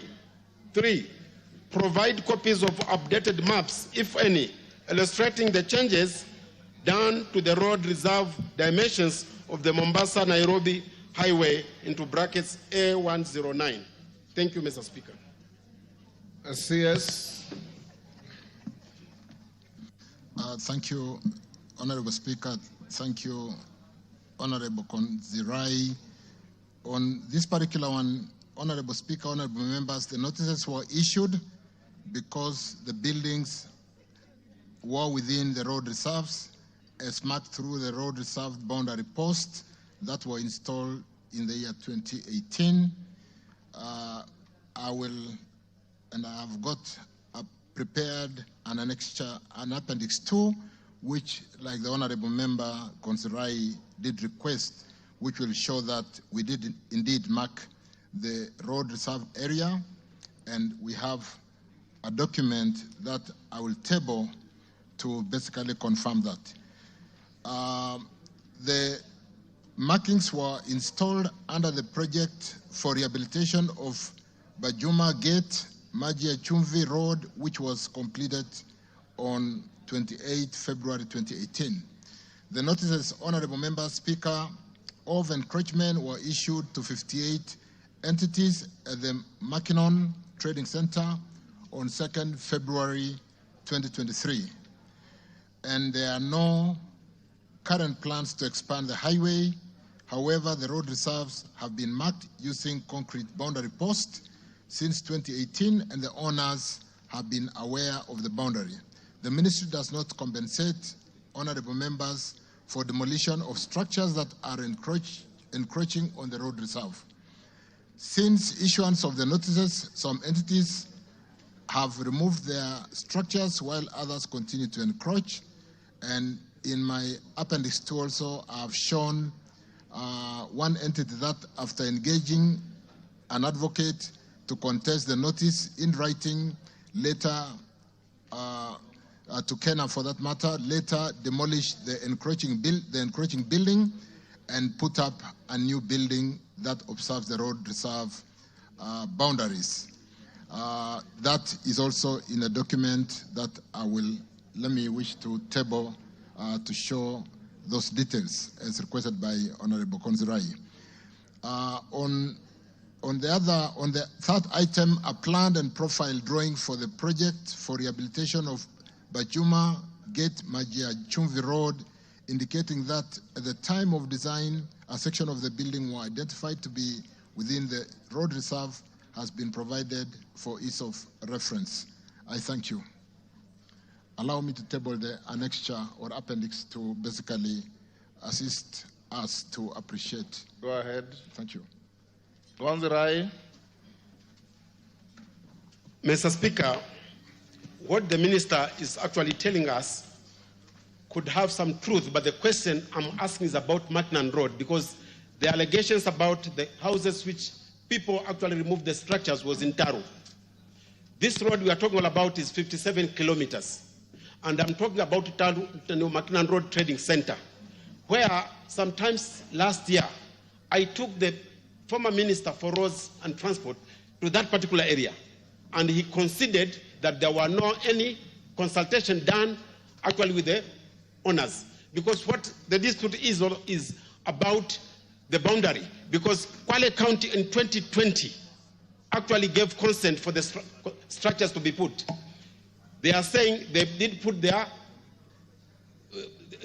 signs on 2018. And on 2020, Kwale County issued consent for the approval of the construction. So we are actually having a dispute in this matter. That's why we went to court. And one of the issues that they were supposed to give us was the historical information about that particular area, which has not been done up to now. So unless the minister confirms that he will be coming, when can the minister actually confirm, or can he give an undertaking of coming to Mackinnon Road to confirm actually what is on the ground versus actually what is being said on paper in this particular house? Tungule, take one more. Okay, thank you so much, Mr. Speaker, for this opportunity. I'm asking a question on behalf of the people of Ganze, and it is with regard to the tarmacking of the road from Bamba to Ganze to Kilifi. This is a road that was launched in 2021, and it was a contract for 3 years. And the contract elapsed in November this year. But the problem is the contractor only did 5.6 kilometers of the 56 kilometers that he was required to do. And the project has stalled for the last almost 1.5 years for now. So my question to the CS is, when is the contractor going back to the ground to restart the construction, having in mind that now the contract period for 3 years is now elapsed and there's no activity that is happening on the ground as of now? Thank you, Mr. Speaker. Tuitum, this is a very narrow question about Mackinnon Road. Do you want to just hold on, Minister? Tuitum? Mr. Speaker, sir, this is not about Mackinnon Road, but I wanted to put a question concerning Kaelo Kamukunji Mutuate Road. On 22nd April 2023, the President visited the area. There is a road that is installed since 2017. The President commissioned and gave an undertaking that the road should be completed in December 2023. Up to now, there is no contractor on site. And these are the things that are making this government to be unpopular. Mr. Minister, what are you doing to make sure that that road is completed? It's almost 2 years now after the President commissioned and gave an indication that through the ministry, that road should be completed. Why don't we have a contract on the road? And when is that road going to be completed? Minister. Thank you, Speaker. With respect to Mackinnon, let me confirm, Mheshimiwa, I can come to the ground. I'll be in Mombasa next week. If you'll be on the ground, we can visit Mackinnon and confirm. We'll work more closely with the county government to make sure that we do not issue conflicting information. So Mackinnon, outside the chamber, liaise with you on when we can meet on the ground within the market. With respect to the two roads in Kanze and, was that Ahero? Correct. Honorable members, we've had a challenge for ongoing projects and starting new projects. And without being general, honorable members, allow me to reiterate what I did say during my confirmation hearing before this House, that the pending bills that sits today at about 175 billion is a priority we are working on to ensure that we do settle all pending bills and get back the contractors to work. We are grateful to this House for supporting us to raise the 7 shillings under the road RMLF, which we are quite advanced in the process of securitization, and that will allow us to get all contractors back to work. I do know that in the many questions that will follow, the concern on contractors vacating works and abandoning sites is something of concern, and therefore, even as we work on the pending bills and getting back the contractors back to work in a very short while, I want to confirm that we also have to be very vigilant on how we bring in new projects. Because it's one thing to start a project and 10 years down the line, we are unable to pay for bills. Honorable members, we will work together more closely in really ensuring that the budgets, appropriation, and the printed estimates that you do give us do address some of those directives that are given by leadership, so that together we can ensure that we develop this country, and more importantly, equitably. So let me confirm, honorable members, particularly with respect to those roads, that we can look at, let me look at the current, because there were supplementary questions, let me look at the printed estimate and see the provisioning on the printed estimate, how they have been covered. But even if they have not been covered, I would like to sit down with the 2 honorable members and look at those 2 particular roads, in light of the fact that there were directives from leadership. We should be able to see and find a way on how to accommodate. Thank you. Question 013 of 2024, Ojambo Undo. Thank you, Honorable Speaker. Allow me, I beg to ask the following question to the Cabinet Secretary for Roads and Transport. Could the Cabinet Secretary, number 1, provide the status of the Matayos Ganjala Nahasiko Nangina Road that was tendered under 10,000 kilometers low volume sealed roads and was reported to be under procurement, adjudication, professional opinion as at the commencement of the financial year 2017-2018. Number 2, provide an update on the proposed Lake Victoria Ring Road project, and particularly the implementation of the Gazette Notice number 2056 of 25th February 2022. Thank you, Honorable Speaker. Waziri. Thank you, Speaker. Thank you, honorable members. Again, the question from Honorable Dr. Oundo with respect to this road in Funyula, Matayos. Let me state as follows, honorable members, that the Matayos, Kanjala, Nakashiko, Nangina Road was among the roads tendered in the financial year 2017-2018 under the low volume seal roads program. However, the road failed to attract bidders at that time, and the ministry through KERA was consequently unable to proceed with the proposed works. The road failed to receive budgetary allocation subsequently in the subsequent years to date. However, routine maintenance on the road to ensure it remain motorable is undertaken. The government is currently prioritizing completion of ongoing and incomplete projects, like I said in my previous statement, and settling of the significant pending bills to contractors from certified road works countrywide. And as a result, honorable members, the ministry shall prioritize the construction of this important road once the foregoing is achieved and funding is made available for its construction, following which the road shall be tendered afresh. But let me also just request the member that we can sit down. It doesn't look fair that a road had been tendered and subsequently not funded, and we can see how to prioritize that road. Honorable members, a list of projects affected person was submitted to the National Land Commission.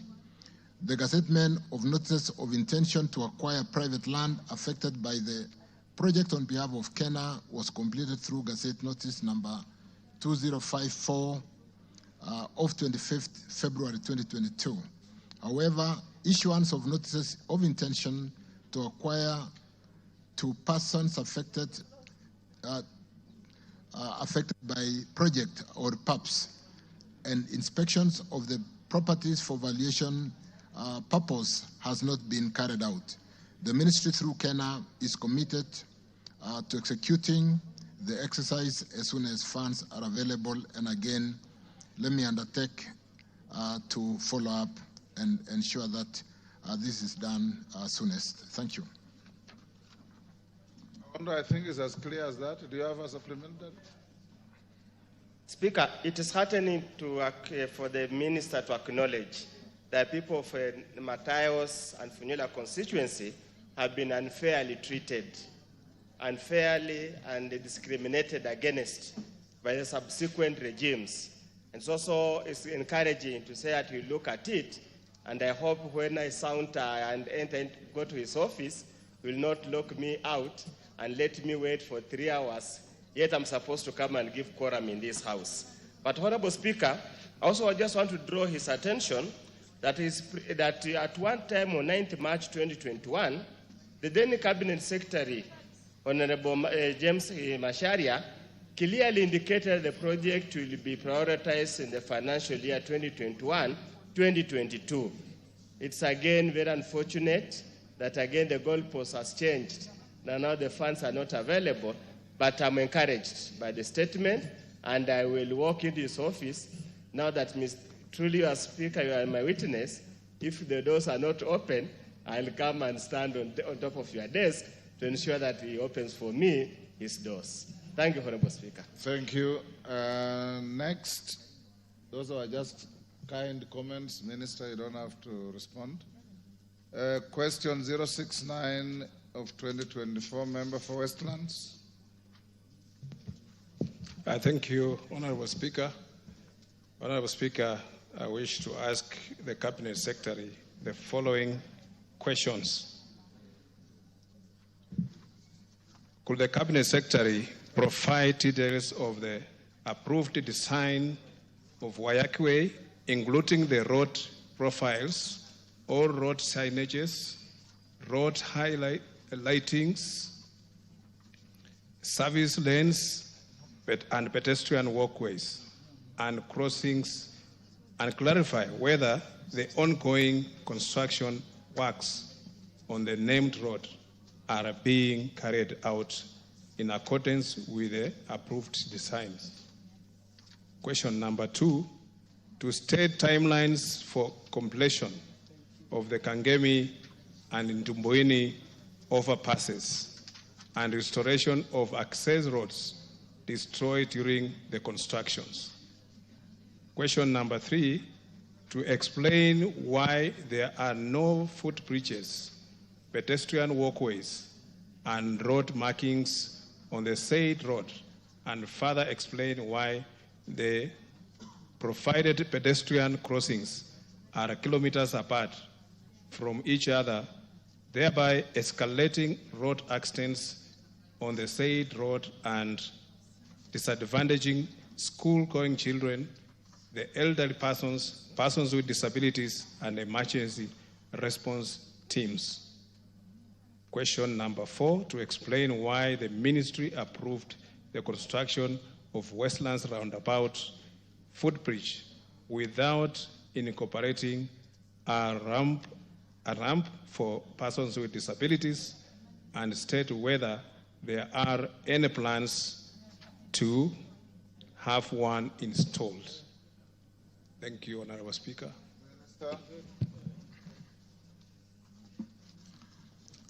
Thank you, Speaker, and thank you, Honorable Timothy Wanyonyi.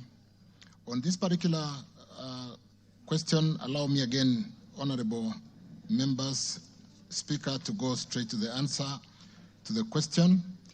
And let me state that, Honorable Speaker, the design details for James Kishuru Rironi A8 Rehabilitation and Capacity Enhancement Project, Wayekwe, are, as indicated in my response, design details for James Kishuru Rironi Road, which is tabulated main road, kilometer 3 lanes, 25.346 kilometers roadworks program, and we have executed that works, and there is no outstanding works on that particular section.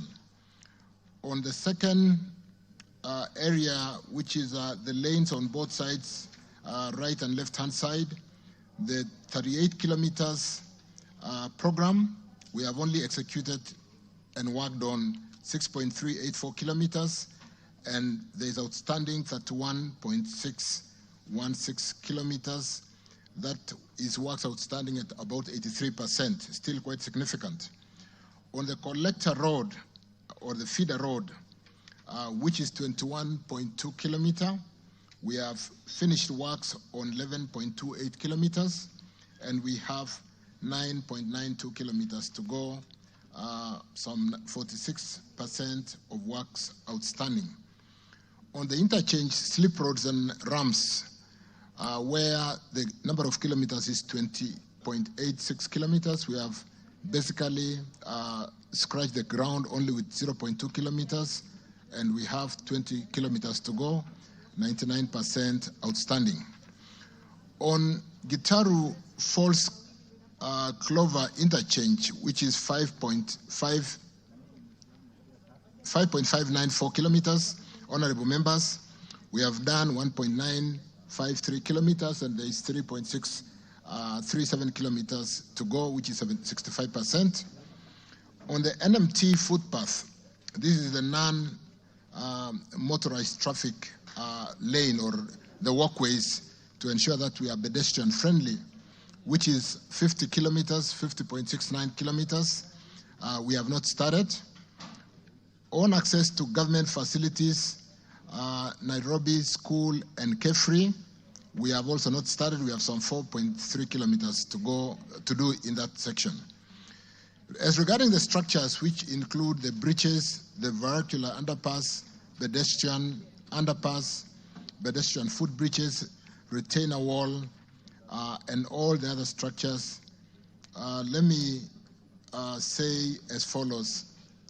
Honorable Speaker, honorable members, and maybe we should invite Tim Wanyonyi to join us on Friday, because in a meeting that was chaired by leadership yesterday on working on the airport road, or Wayaki Way, all the way to the airport, will be meeting on Friday with Nairobi County government on the beautification, and particularly how to work, even as we work on these structures, to decongest the Westlands roundabout and ensure that we do this work very quickly, in agreement with the designs and the works that are also being done on the sites, restoring the bus stage, because that place is very congested, and we'll be meeting in my office with the Nairobi County government on Friday at 10 o'clock.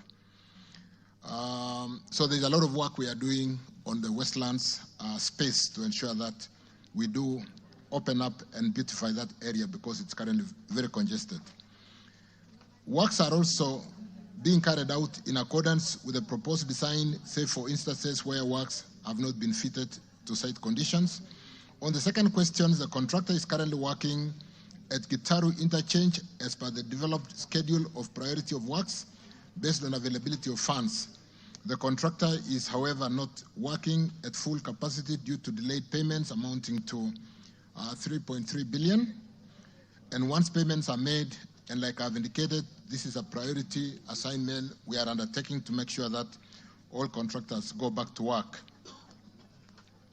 Let me confirm that within that 2 months I've indicated, we'll ensure that the works in that Gitaru interchange is completed. As a matter of fact, after swearing in as the Minister for Roads and Transport, I did receive my handover credentials from Minister Murkomen at that Gitaru interchange. So I will ensure, Honorable Wanyanyi, that I push and ensure that we finish that interchange. The project is generally an access control highway with interchanges for vernacular access, crossing and turning at interchanges located situated at 2 to 3 kilometers. Similarly, as designs, there are pedestrian crossing facilities throughout the project at an interval of 500 meters. Honorable members, the design has provided for 23 in number footbridges, 6 in number pedestrian underpasses along the project road. 6 pedestrian underpasses are substantially complete as we speak and in use. 1 footbridge is currently completed and in use. The remaining 22 footbridges will be completed once the contractor resumes works. And like I said, we are working around the clock to make sure that we do make the funding available. The pedestrian footbridge in Westlands was constructed as a replacement to the footbridge previously installed at the St. Mark's Church slightly up the road that had been demolished to accommodate the viaduct for the expressway under the PPP project. On the 4th item, the pedestrian footbridges in Westlands was constructed as a replacement to the footbridge previously installed, like I said, at St. Mark's, that was demolished for that viaduct. The Westlands footbridge design could not accommodate ramp for persons living with disabilities due to the lateral constraint caused by limitation of space to the extent of the road reserve, which would have required the government to acquire additional land for construction of the footbridge ramps as additional land for use as way leaves for the relocated water and power utilities. However, honorable members, the authority is cognizant of the need for inclusivity and access for PWDs and is pursuing a possibility of constructing an underpass at Westlands that will cater for the needs of all users and ensure that our PWDs are also fully accommodated. Kenya is in the process of procuring a consultant for the feasibility studies, preliminary and detailed to Kisan Busia A2 Road. Proposals are scheduled to open on 15th November 2024. Thank you. Member for Thank you, Honorable Speaker, for the Minister providing the answer, although I could hardly hear him from where I sit. Mr. Speaker, behind here there is a lot of echo, and the microphone that Waziri is using is not audible. So I could hardly hear what he was saying. I heard him mention about inviting me to a meeting, but I don't know which one. Maybe if he could repeat that. And then I also want to ask about the Kangemi Bridge. I asked this question to the President yesterday, and he said they are undertaking to complete that bridge. This bridge is an ISO and is causing a lot of, it has disconnected Kangemi from Loresho. And this is a very important, this is a very critical road. So I would like to know if the Minister has any plans, the government has any plans to complete this bridge. And lastly, on the ongoing dwelling of the Limuru Road, just around Aga Khan Hospital and Aga Khan Primary School, there was a footbridge for the people crossing from one end to the other, especially school children at around that age, that place. And that bridge was removed. The road is almost complete, but there's no signs of putting back that bridge. Could the Minister state if there are plans to reinstate that bridge for the safety of the school children and the people crossing that road around that area on Limuru Road? Thank you, Mr. Speaker. Thank you, Minister. Let's take KJ. Hold, Minister. KJ. Mr. Speaker, I thank you for this opportunity, and I also want to thank Waziri Chirchir for the attempt to address these issues. Mr. Speaker, the Honorable Minister has talked about the situation in Westlands.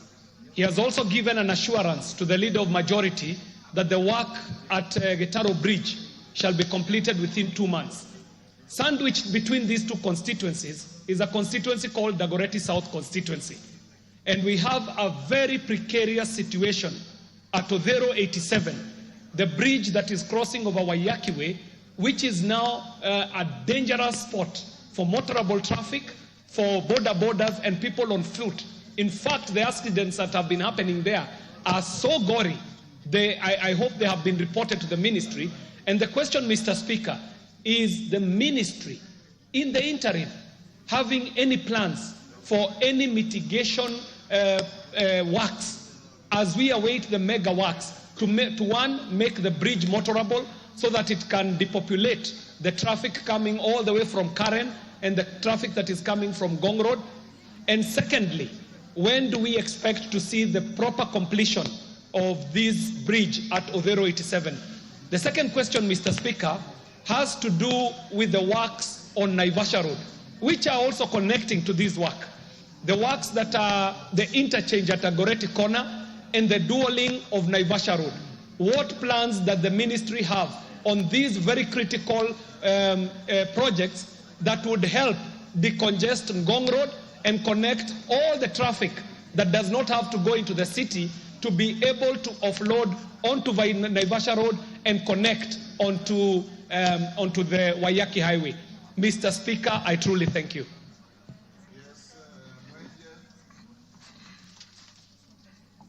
Thank you, Honorable Speaker. I wish to ride on just, in addition to what the Honorable Member for Westlands has said.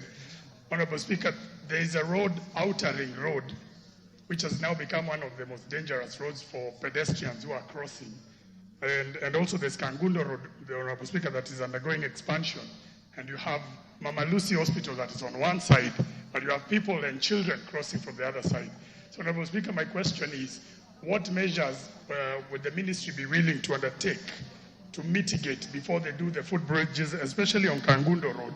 And if they would consider using PBC contracts and put traffic marshals who can help get these sick people who are crossing into Mama Lucy, get some of the children who are crossing to the other side. And for Outer Ring Road, Honorable Speaker, while the footbridges are there, the lighting is the issue.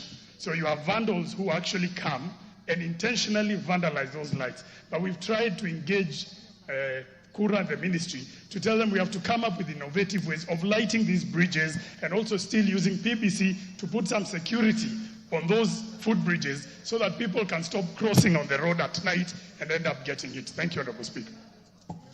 Can you answer those?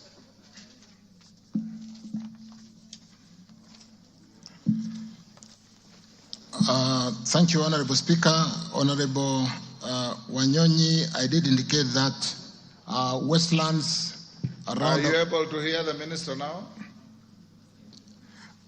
Thank you. I did indicate, Honorable Speaker, Honorable members, that with respect to Westlands roundabout and the congestion that we all see with the matatus and the kind of challenge with the road works which isn't completed, there's so much that we are doing.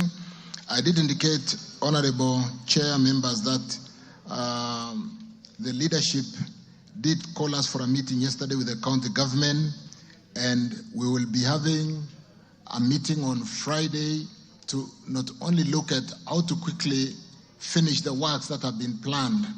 And I do know that you did ask for drawings. We have very well articulated drawings on what we want to do. We need to harmonize with Nairobi County government on Friday and see how to quickly decongest that place, including the beautification and even putting grown trees that we are going to transplant to make sure that we restore wetlands, as it were. So I did indicate, Chair, that if Honorable Tim Wanyonyi is available on Friday at 10 o'clock, you can come over for a cup of tea in my office and we'll transact the business of the Westlands roundabout and that particular area all the way to the Kangemi Bridge Challenge, where we currently need to pay some approximately 200 million on that particular project. The China which is the contractor on this particular road corridor, has a pending bill of 3 billion. And like I did indicate, this is the priority we are working on to ensure that all contractors resume work in all our counties in Kenya. With respect to Limuru Road, Dagoretti South, KJ, Gitaru, the Udhiru 87, and the Naivasha interchange. I want to, honorable members, KJ, I'm answering your question. So, honorable members, with respect to Dagoretti South challenge, as we do that interchange, there is a lot of work that we are undertaking to open up the city.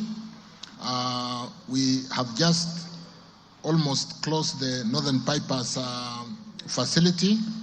I want to confirm that we really need to work on opening up the whole of that area as we finish that Gitaru interchange to ensure that the Dagoretti side also do benefit.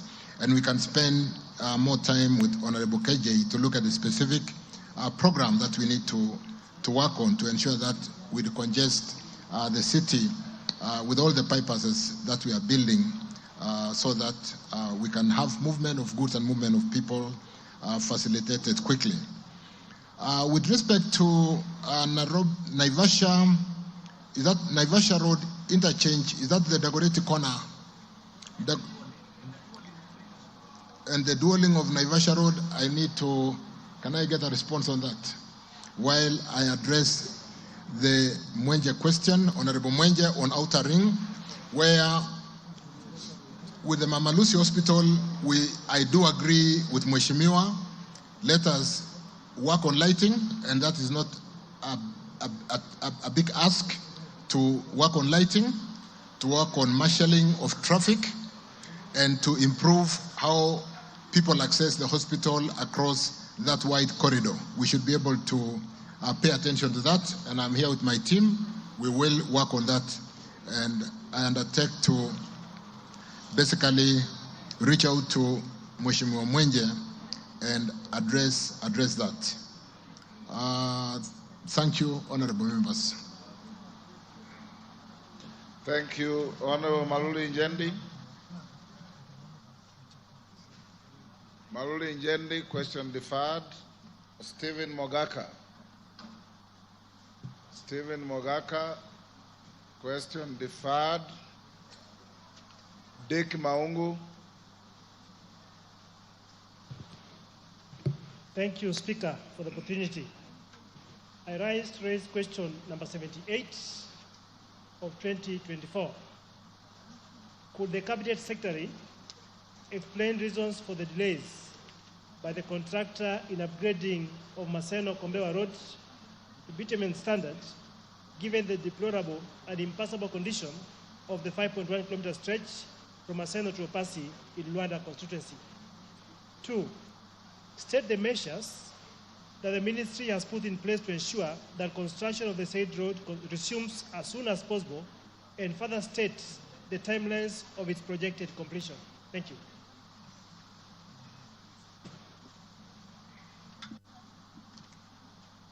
I'm told that question relates to the same road as the question 142 by James Nyikal. I'll allow him to ask so that you answer them together. James Nyikal.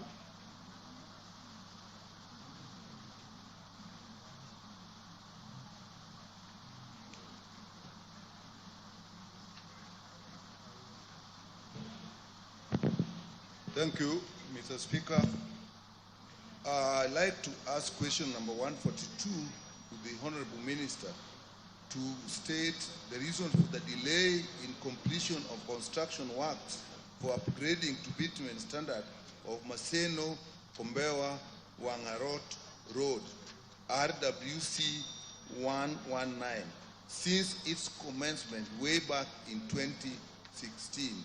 And two, Mr. Kandamini state when the Ministry of Roads and Transport intends to commence works on the said road as it has stalled and when it is expected to be completed. Mr. Speaker, this is the same road that at one end, on honorable members, it has stalled, and then at the other end, in my constituency, it has stalled. Thank you, Mr. Speaker. Thank you, Speaker, for guiding that question number 78 and 142. And honorable members, let me respond to the fact that I acknowledge that the completion of this particular road, Maseno Kombewa project or road project, has delayed beyond its construction completion date of 2021. It was supposed to be completed in May 2021 for the subcontract. These arose mainly out of the financial constraints facing the main contractor of the project, Heya Bishan Singh and Sons Limited, who commenced work in 2016 and constructed 12 kilometers of tarmac before pulling out of the project. In the interest of completing the project, the contractor requested approval to assign sections of the works to a suitable assignee. The ministry granted this request, and the works were initially assigned to MS Agrimac Consortium LLP, who commenced work on 14th February 2019. However, the assignee also faced financial challenge and decided site after achieving only 2.64% physical progress in 8 months. The project was then subcontracted to MS China Railway Number 10 Engineering Group Company Limited, who commenced work on 4th of December 2019. An additional 12 kilometers has been achieved under the subcontractor, who has also slowed progress considerably, citing non-payment of certified works. The contractor currently has an outstanding payment in what we are calling pending bills on this particular road of 114,858,231. The contractor is currently installing cross culverts along the 5.1 kilometer stretch from Maseno to Opasi in Luanda constituency to ensure it remains passable ahead of the main works, which was assigned to MS China Railway Number 10 Engineering, like I mentioned. The overall physical progress of works for the entire road project is today 68%. To date, with 24 kilometers constructed to pitman standard. The ministry on the second issue has prioritized the payment of all pending bills, like I indicated earlier, including those of this particular contractor, MS China Railway Number 10 Engineering Group, to facilitate a full resumption of work at this project. Towards this end, honorable members, the ministry has paid some 54,975,670 Kenya shillings in the current financial year to the contractor, which was the allocation for the project this financial year, and has received a commitment from the contractor on the resumption of the works as efforts are made to settle the remainder of his payment as soon as necessary. So, honorable members, again, we're working around the clock to raise funds through securitization. We will then come to this House for voting or allowing us to spend that money once we receive, and ensure that we get back all contractors back to work. Pending bills is a big issue, and like I said, and I reiterate again and again, it is our top priority, and we are working on that. In fact, I did chair a meeting at 7 o'clock this morning to look at the timelines on when we can walk, and we're beginning to see the end of the runway with respect to how we can resolve this challenge. Thank you.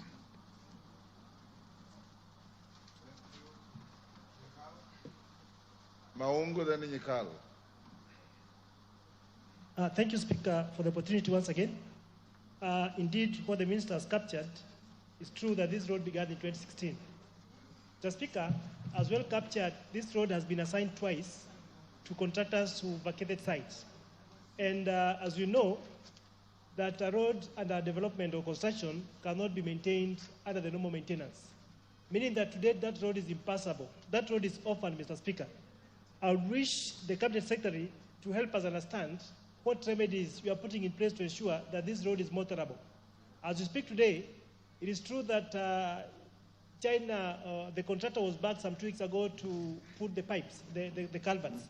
But the road is impassable and cannot be accessed. Mr. Speaker, that road that we're talking about touches Luanda constituency, goes through Seme, all the way to Rarieda. It is a very important corridor for the people of Luanda and the Western Circuit.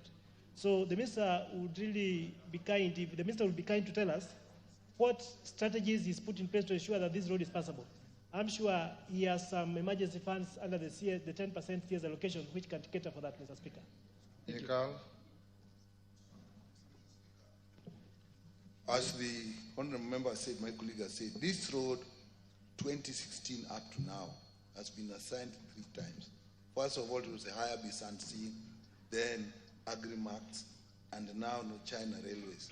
And Mr. Speaker, although the honorable minister is saying 54 million has been paid, the information I have, because I'm following this lady, the contractor actually says even with that, it's not going back on site, particularly on the final bit towards Kalandini, 5 kilometers.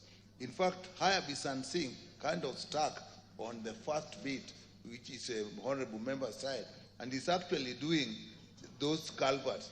And Mr. Speaker, if you look at the kind of work, last 2 months ago, I actually lost my temper. If you look at they're using some equipment that are being pulled by hand so that they can do the road. So I think, Honorable Minister, I think you need to actually take more keen. This road actually connects through Luanda Kutieno all the way to Mbita and actually all the way to Sori. So it's actually a very major road and it's stuck on this side. So can we really know, this 54 million was paid. Is this China Railways really going back to work? And is Haya Bisan Singh really able to complete the Maseno site? Thank you. Thank you, honorable members. I did meet China Railway number 10 Engineering Group, and it is a company of capacity.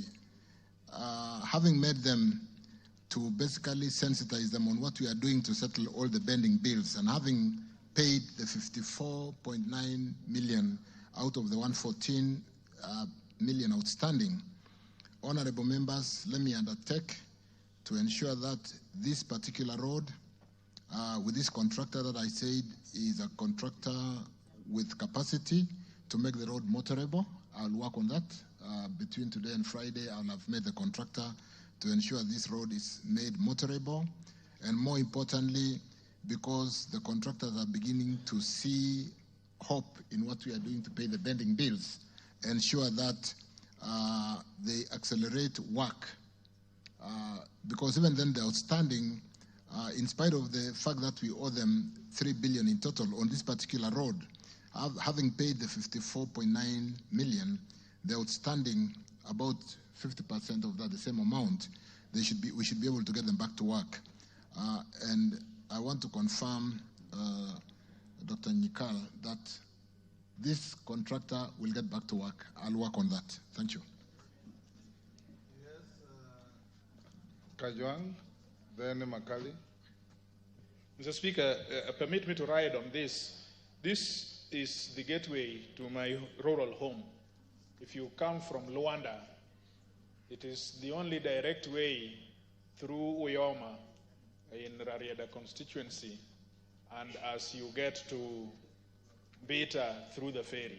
So it is a very important road for which I am interested. Mr. Speaker, I listened to the Cabinet Secretary, and I'm sure that he's working on it. But this concept of assignment, I think let us now deal with the issue of principle first. Because as you hear, he is saying that there is a contractor who was on that road, then there was a subcontract to which it was assigned. We have had problems with this concept of assignment. An assignment is not a subcontract? Well, they understand it of course it is not, but they understand it in the roads ministry as a contract, as a subcontract. It is a contract. The question, Mr. Speaker, I'm asking is that these people who benefit from assignment, who are themselves independent contractors, and the ministry approves that in transaction between the main or the principal contract to the other, that is where the problem is. Because the first person has billed that bill 1, and that bill 1 is the most it is the most substantial part of the funds which would go into that road.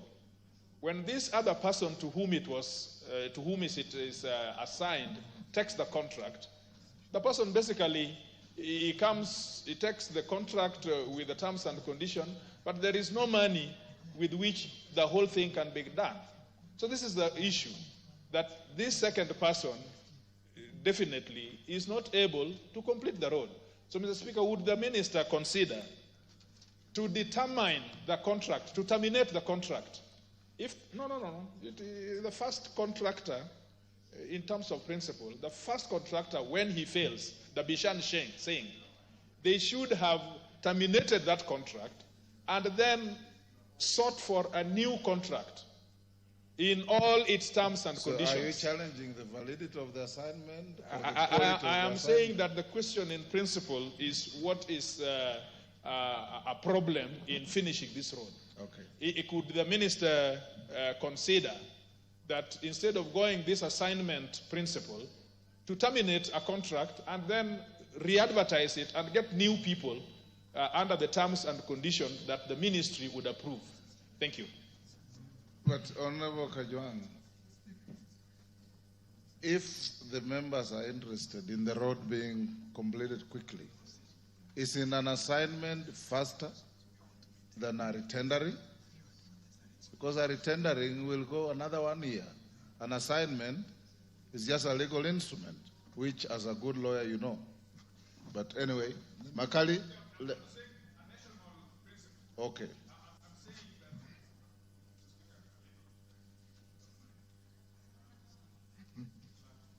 Give him. Mr. Speaker, when this debate ensued, it came to my mind that probably going forward, the ministry should adopt a national policy that this assignment where a contractor leaves for the other is really the problem that is hindering the completion of roads. We hear you. Makali? Thank you. Take that. Thank you, Honorable Speaker, for giving me the opportunity to ask this supplementary question. Honorable Speaker, there is this road that links Kakamega County and Bungoma County, the Navaholo, Dorofu, Sangalo, Muskoma Road, that was abandoned way back in 2017.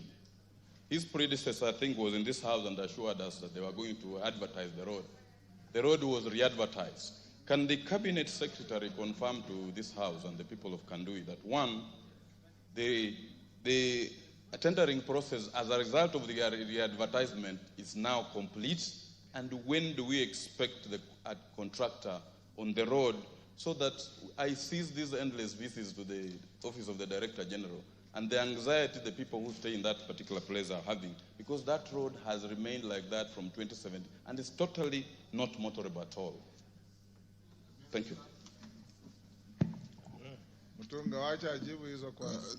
Thank you, Speaker. Thank you, honorable members. Let me take the concern on assignment of the road, which is basically the assignee, let me state, takes the full responsibility, including providing performance guarantee for the works that has been assigned. And why do we assign, honorable members? If we were to go through a tendering process, of course, we take time. But secondly, and more importantly, you want to maintain the old rates. You know that if a road was awarded in 2017, if you assign, we assign with the same terms. If we retender in 2024, it will come with the attendant costs of today. So there is merit in assigning where there is a contractor willing to be assigned. And like I said, with a company like China Railway Number 10 Engineering, they do have capacity. I did indicate that I had a meeting with them last week. I'm going to call them again. The outstanding amount of about 50 million is not much.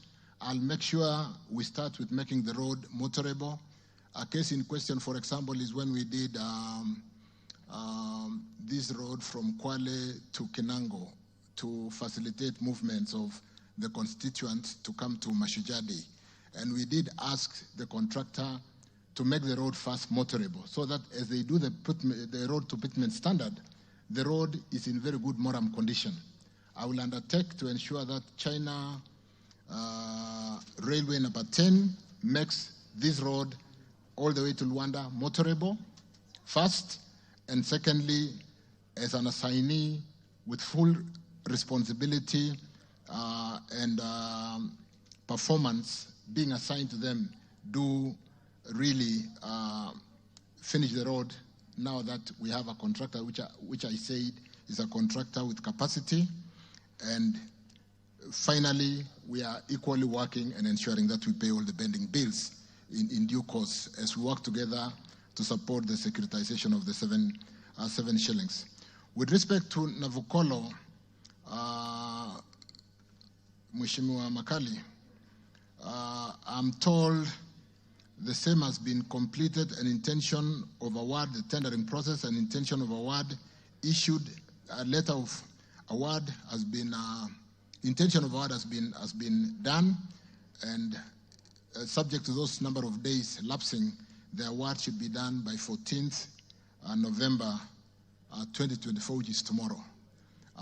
Again, we will continue to pursue to ensure that the challenge that really runs across most of the counties we address, particularly through the securitization and ensuring that we pay the pending bills. Thank you. Thank you. Basil. Thank you, Mr. Speaker. I rise to ask question 79 of 2024 to the CS Road and Transport. Can the CS explain why there has been significant delay in the completion of constructing Matuya Kalakara Kivandini Road to Chasioni Road in Yata constituency? Question number 2, can the CS provide an update on the expected timeline for the tamaking of the Katangi to Matu Road and the Ndalani to Makuyu Road? Thank you, Mr. Speaker. Minister. Mr. Speaker, sir, I wish to respond as follows. The upgrading to pavement standard and maintenance of Matu, Kalakala, Kakuku, and Junction A3, Kathulani, Junction C439 roads were awarded to Quito Civil Engineering and Company Limited on 24th February 2017, following a competitive tendering process at a tender sum of 1.268 billion and a performance-based routine maintenance of 130,363,027 Kenya shillings. The contract agreement was signed on 5th May 2017, and the contractor given the commencement order on 21st July 2017. The contract commenced on 19th August 2017, and the works were scheduled to be completed 30 months later, which should have been 19th February 2020, with a defect liability period of 12 months. However, the contractor demobilized and abandoned works, forcing the employer to subcontract the works to other contractors. The following is how the project was subcontracted and the progress so far.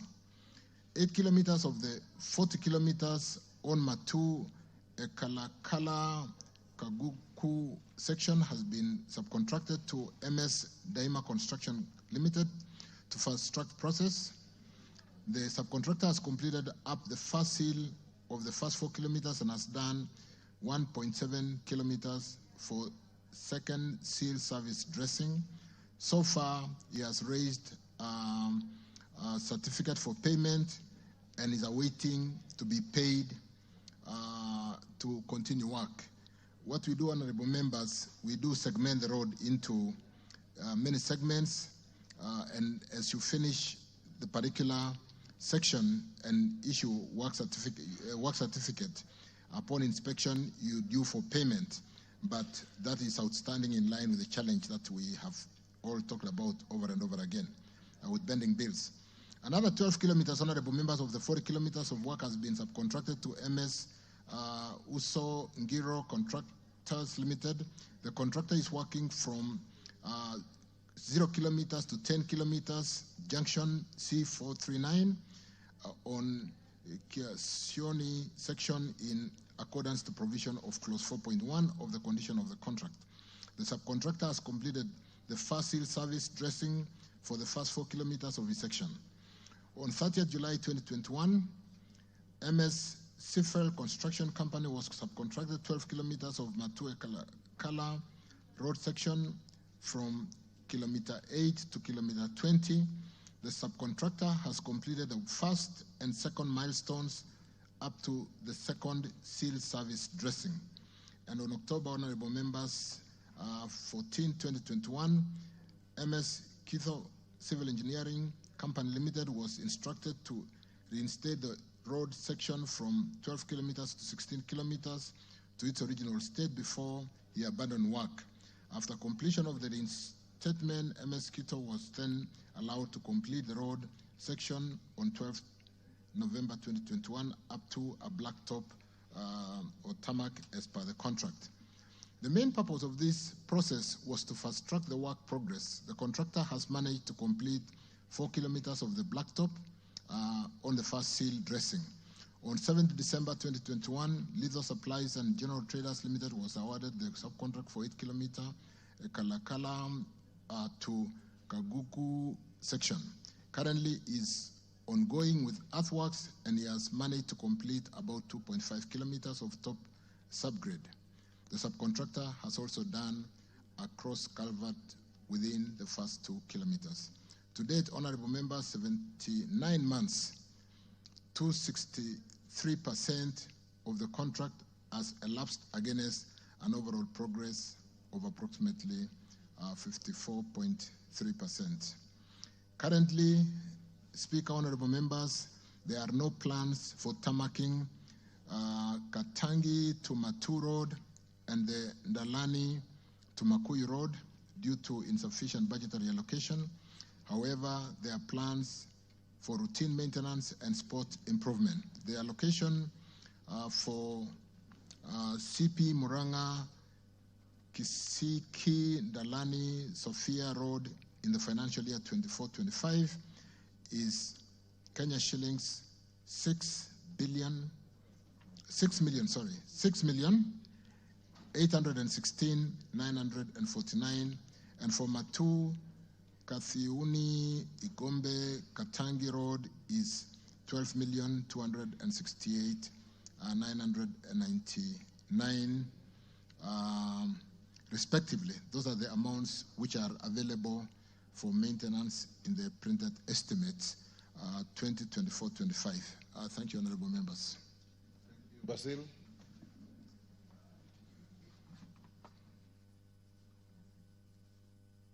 Give him the mic. Thank you, CS, for the response. If you look at the road from Matu to Ekalakala, there are so many potholes, yet the road has never been completed. So we ask, why did the engineers, were there poor quality supervision on the road? Number two, there are several Maram Ips that have been left between Kivandini to Chasioni Road, making motorists not be able to use the road. Number three, they skipped Mbembani to Kivingoni Market, that section which is within Yata constituency, and actually my constituents have been asking why was it skipped, and so many local suppliers were never paid. So we request the CS to look into that and to respond. Thank you. Thank you. Women Rep Tarakaniti.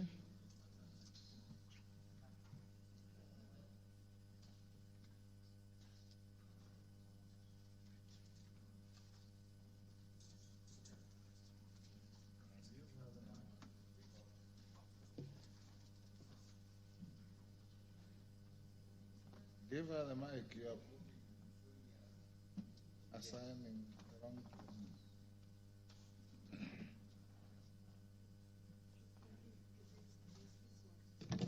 person. There you are. Okay, thank you, Mr. Speaker. Mr. Speaker, sir, my question goes to an issue that is so disturbing, an issue that is disturbing the people of Tharaka-Nithi County, the neighboring counties, the entire country and the world. The Kila-Nithi Bridge.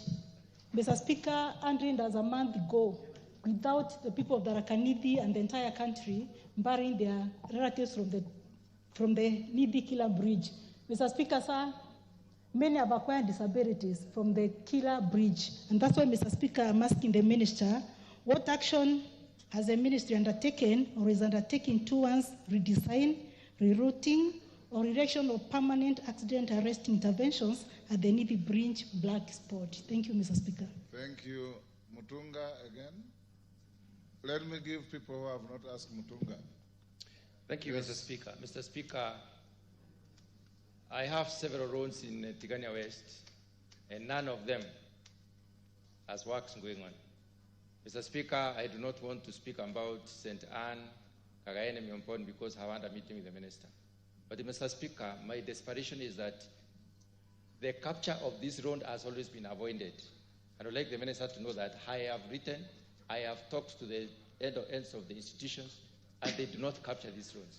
Mr. Speaker, during the last state visit, Kera in his wisdom scrapped the tarmac of one road because of the potholes and on the fear that the end of state will pass on that road.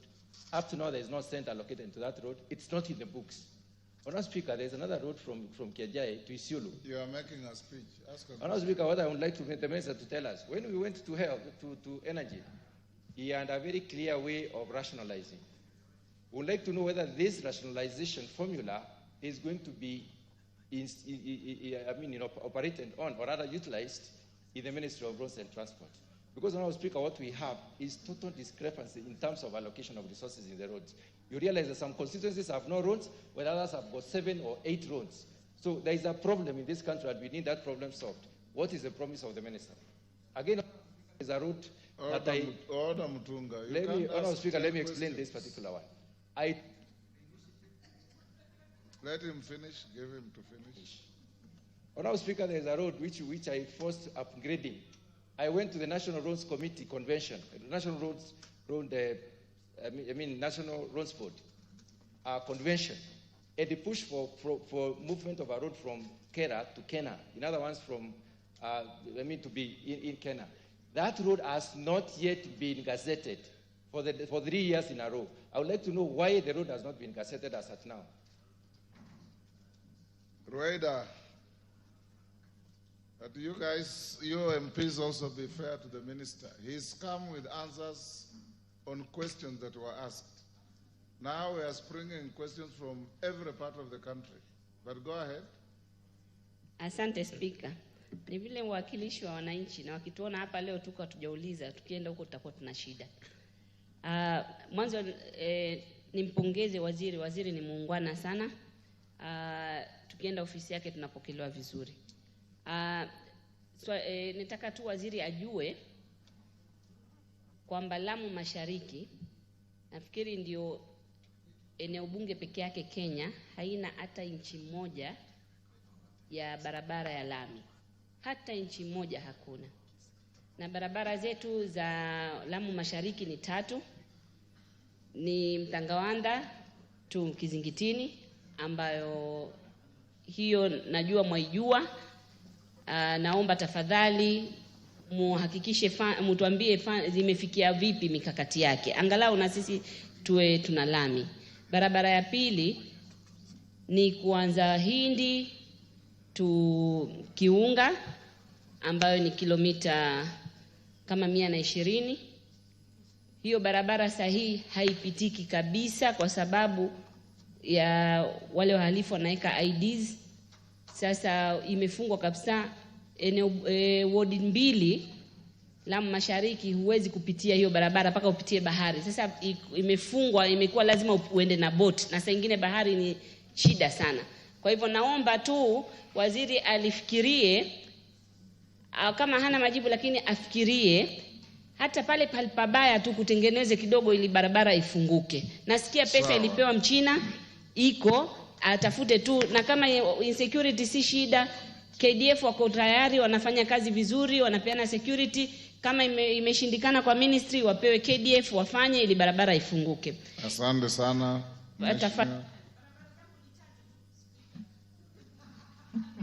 Give her.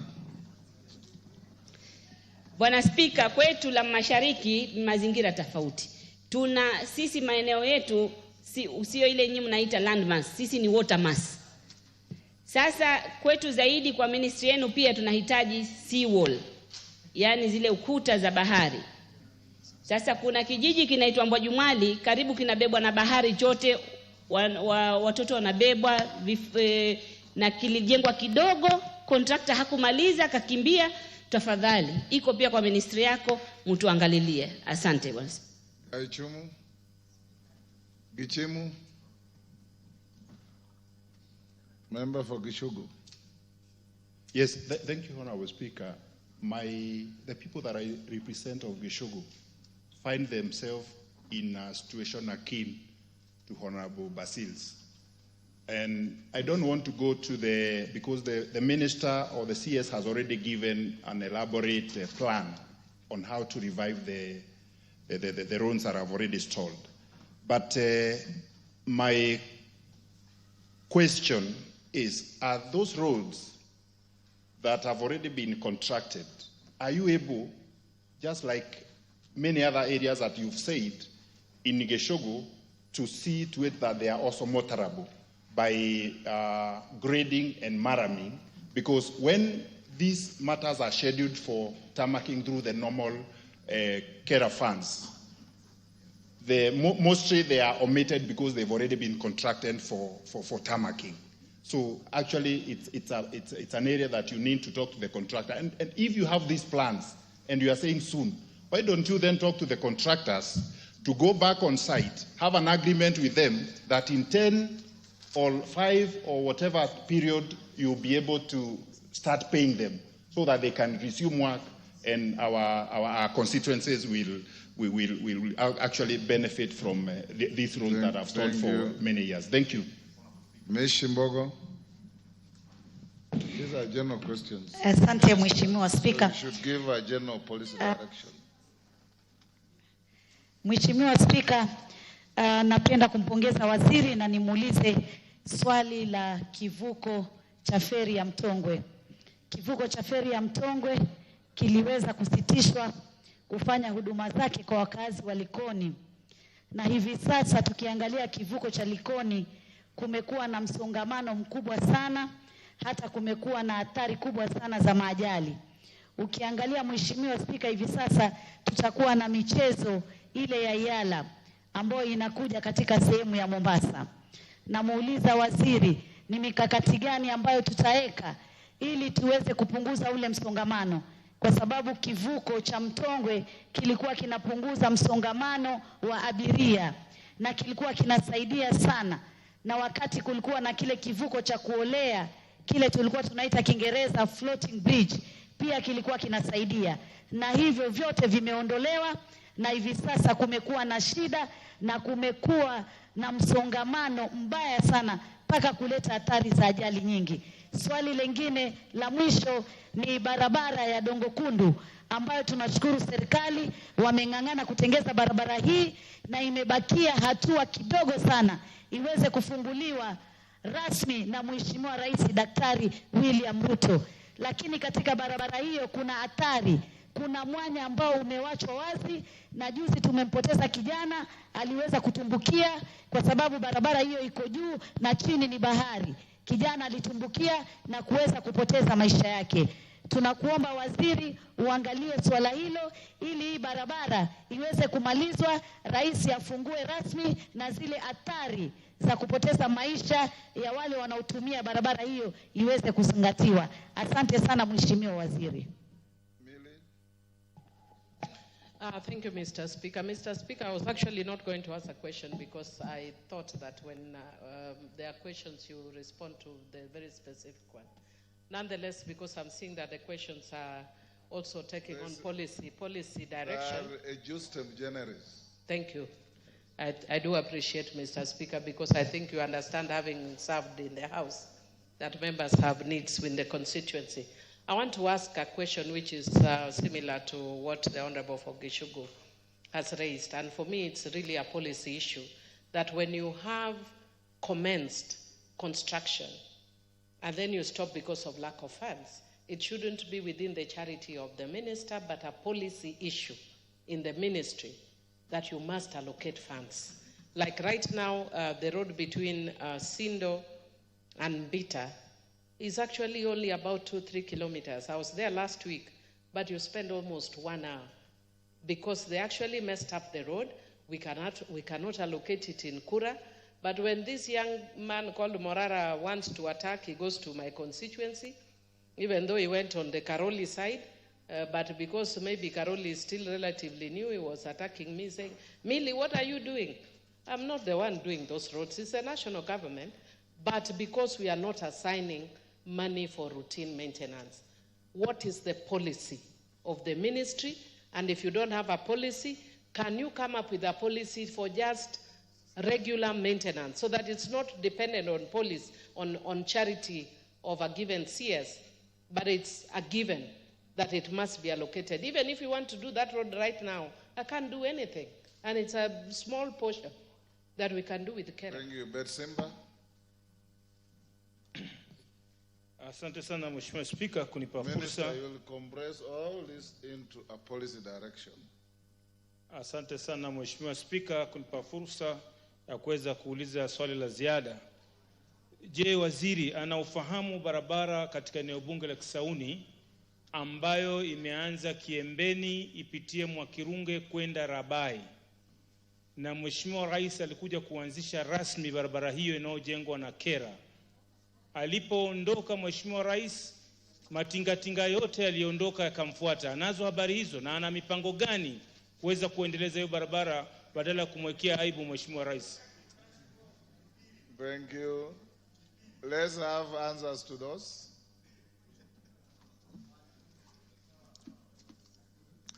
Thank you, Speaker. Thank you, honorable members. I think Honorable Millie summarized it very well that we should have a policy framework on how to deal with roads which have been contracted and ensure that we do allocate funds so that those roads are not stranded, even for the purpose of motorability.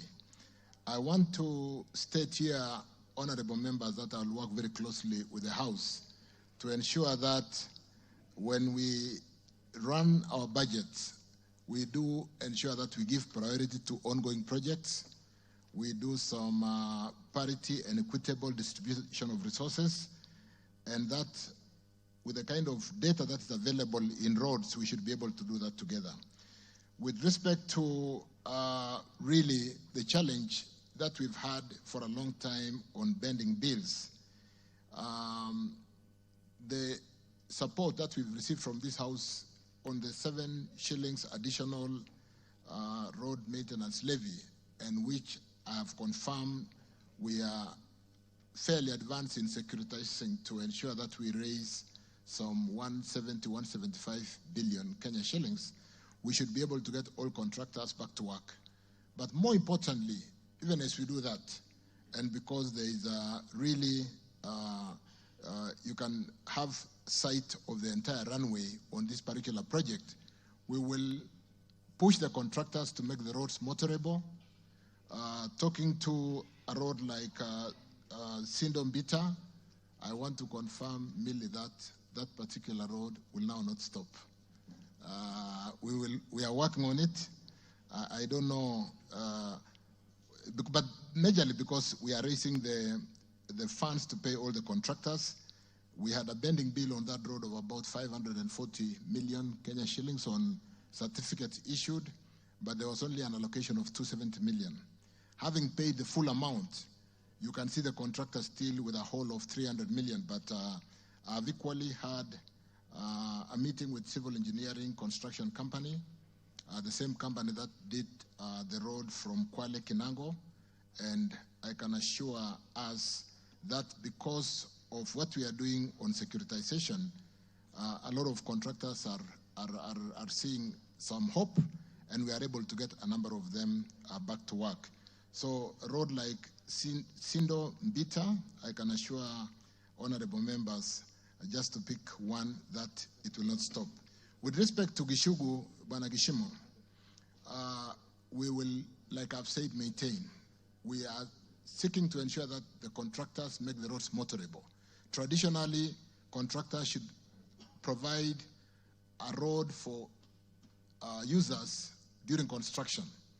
So we cannot be constructing a road, leaving heaps of soils. We then abandon works because of non-payment, and we leave the road not motorable. So we are going to, it's an agenda. I gave the example of Kinango Kwale, where we made the road really good on Moram, so that as they work on the tarmacking, and even albeit the challenge of pending bills and payments, the road or the users of the Kenyans users do not face that challenge. Honorable John Mutunga, I want to confirm, like when we met, that we're going to address the various challenges on the road programs in the country. We have built a good database that can help us to work together with the House to ensure that we do have a very amicable way of allocating funds to ongoing projects, to roads across the whole country with some level of equity. Captain Ruwaida, thank you for congratulating me equally to a number of members who have congratulated me today. I want to confirm that we'll work very closely together. Mtakawanda Road to Kisingitini, we'll tender it next week. We'll put it to tender next week. With respect to, I'm just saying, I mean, there's a lot of tendering happening next week. With respect to, I think I mentioned Tigania West for John. With respect to, what was the other, Tharakanithi Bridge, I want to confirm we are all concerned about this Tharakanithi Bridge, and we are paying a lot of attention. We have installed a lot of bumps or humps on the road. We have installed signage and will continue to improve. We have separated the uplink traffic from the downlink traffic. We are in the process of finalizing the redesign for the new bridge, which is currently ongoing, and we will put funds. You are aware that leadership at every level has made commitment to correcting Nithi Bridge. We don't like the name Killer Bridge. We should get it back to Nithi Bridge. And so we are paying attention to that. Our potholes on this road that is complicated and that we have had to assign or give to so many contractors, Matu, Ikalagala, I want to confirm that we will work on the potholes. Like I've said, we'll make the roads motorable. And with the 4-5 contractors on site, the issue of pending bills and the fundraising we are doing through securitization, we are going to pay attention and ensure that these small sections with all these contractors, Sifel, Kito, Usongiro, and so on and so forth, address and do what they are supposed to do. The floating bridge in, where is this? In Mutongwe. We removed the floating bridge in Mutongwe because it had its own challenges. We know the challenges we are facing with the Likoni ferry, but luckily, Mishimbogo, we are finalizing the Dongokundu Kibundani Road, which is basically finished. I think we are almost seeking a date for official commissioning of that road. and we will move most of the traffic. We'll work together with the leadership. I was in Mombasa last week, and we had a session with the governor for Mombasa, Abdul Swamad, and we want to work together to see how to decongest Likoni Ferry, how to even provide some land around the ferry as a holding ground, which I do know that Kenya Railways did lease out to some other investor, and we are working to address that small challenge. So, honorable members, let me just say that allow us to work in another 1-2 months, max 3 months, to sort out the pending bills through securitization of the 7 shillings. I want to thank the House, Honorable Speaker, honorable members, for the support we have received in the securitization process. This will go a long way in sorting out the pending bills, which amounts to about 174 billion today. And we can get all the contractors back to work. We'll be more cautious, we'll be more careful to ensure that we do not get into that situation by assigning new projects where there is no revenue or investments or cash flow to support maturing work certificates. So, honorable members, thank you for your support. I will continue to receive you to address the specific roads in the various counties in this great country. I will continue to receive you in my office as I continue to learn. Today, I'm just 90 days in office, and I think I was asking myself what I will possibly have to say on the 100th day, but we'll continue to work together. Thank you very much. Honorable members, we've done 3 hours on question time. I want the question by Sarah Correra to be the last for today, and invite the minister to be back here in 2 weeks to answer the remaining questions. So, Sarah Correra, ask your question. That will be the last for today. And Sarah, before you ask, take your seat. Members, tomorrow, Malulu, your question will come after 2 weeks. All of you who are on the order paper, we have bills also to deal with. And I think we have extracted sufficient material from the minister today. He will be back here in 2 weeks. Before Sarah Correra asks the question, tomorrow we have a Kamkunji at 11. All of you and those who are not here, be here for that Kamkunji. And ministers, you go to answer the last question. Remember to remain engaged with the Baraki Club for Yala Games. Sarah Correra. Thank you, Speaker. I rise to ask question number 127 of 2024. Can the minister state the reasons for delay in completion of construction works on Doldol Nanyuki Road in Laikipia North constituency? Number 2, state when the ministry intends to complete construction works. And 3, provide details of the outstanding payments, if any, to the contractor on the scope of works for construction on the said road. Minister.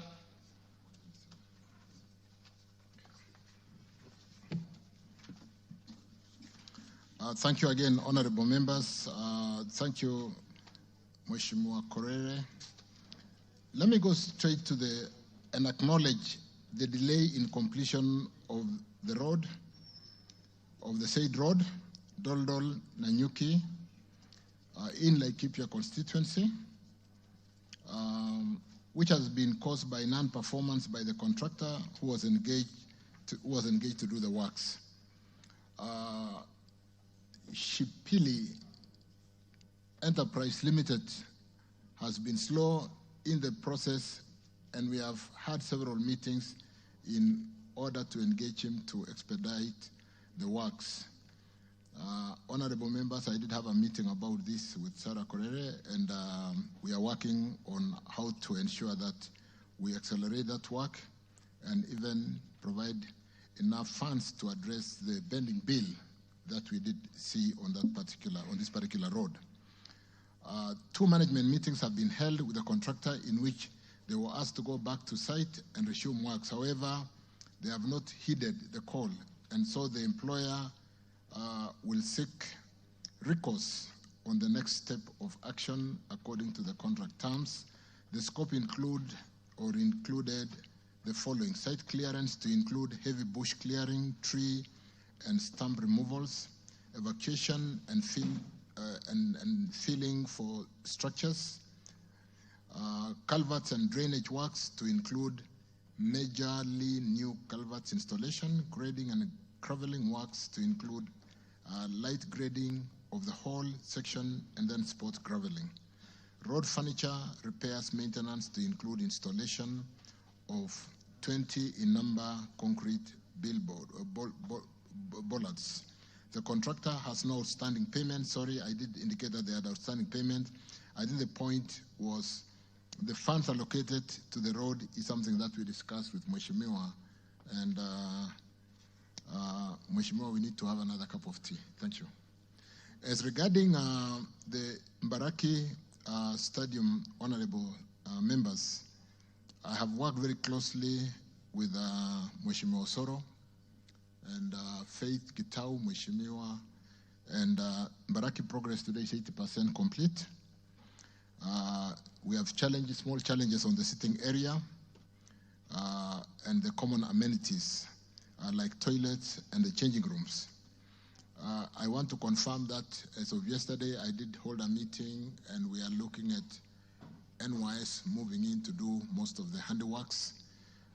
Kenya Power supporting us in doing most of the lighting, but I want to confirm that the tartan is the asphalt, the tarmacking of the places that needed to be asphalt, and the tartan to be installed will be shipped and it will come in on time and the stadium will be ready.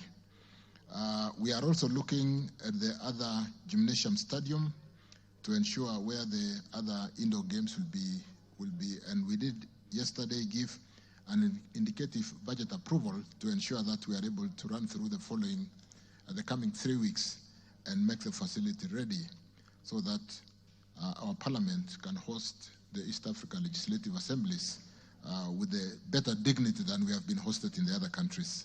So I'm on top of it with Bwana Osoro, with Gitau there, and thank you for your support. Thank you, Speaker. Thank you, Honorable Sarah Korere. Do you have a supplementary? Thank you, Speaker. And Speaker, I want to acknowledge indeed that the Cabinet Secretary has himself taken up the issue and called me severally about the road. But again, CS, I want to inform you and plead with you with a lot of humility that the people of Laikipia North are suffering, untold suffering, because of the status of that road. Waziri, just the other day we lost 2 people who were shot by bandits, not very serious gunshot wounds, but wounds that would have been saved if they would have reached Nanyuki in good time. But because of the status of that road, they couldn't. It is also clear that Shibili Construction Company does not have the capacity to go back to that site. So the earlier you expedite the process of bringing an alternative person, the better for us. Again, on the 0 kilometer of that road, because that contract, I think, covers 15 kilometers, there is a place that Kenya is taking care of. And they brought on site a company called Nexotech, which was supposed to do some emergency works. That contractor reported for 3 days and disappeared. So you wonder what emergency work is when there is no emergency work.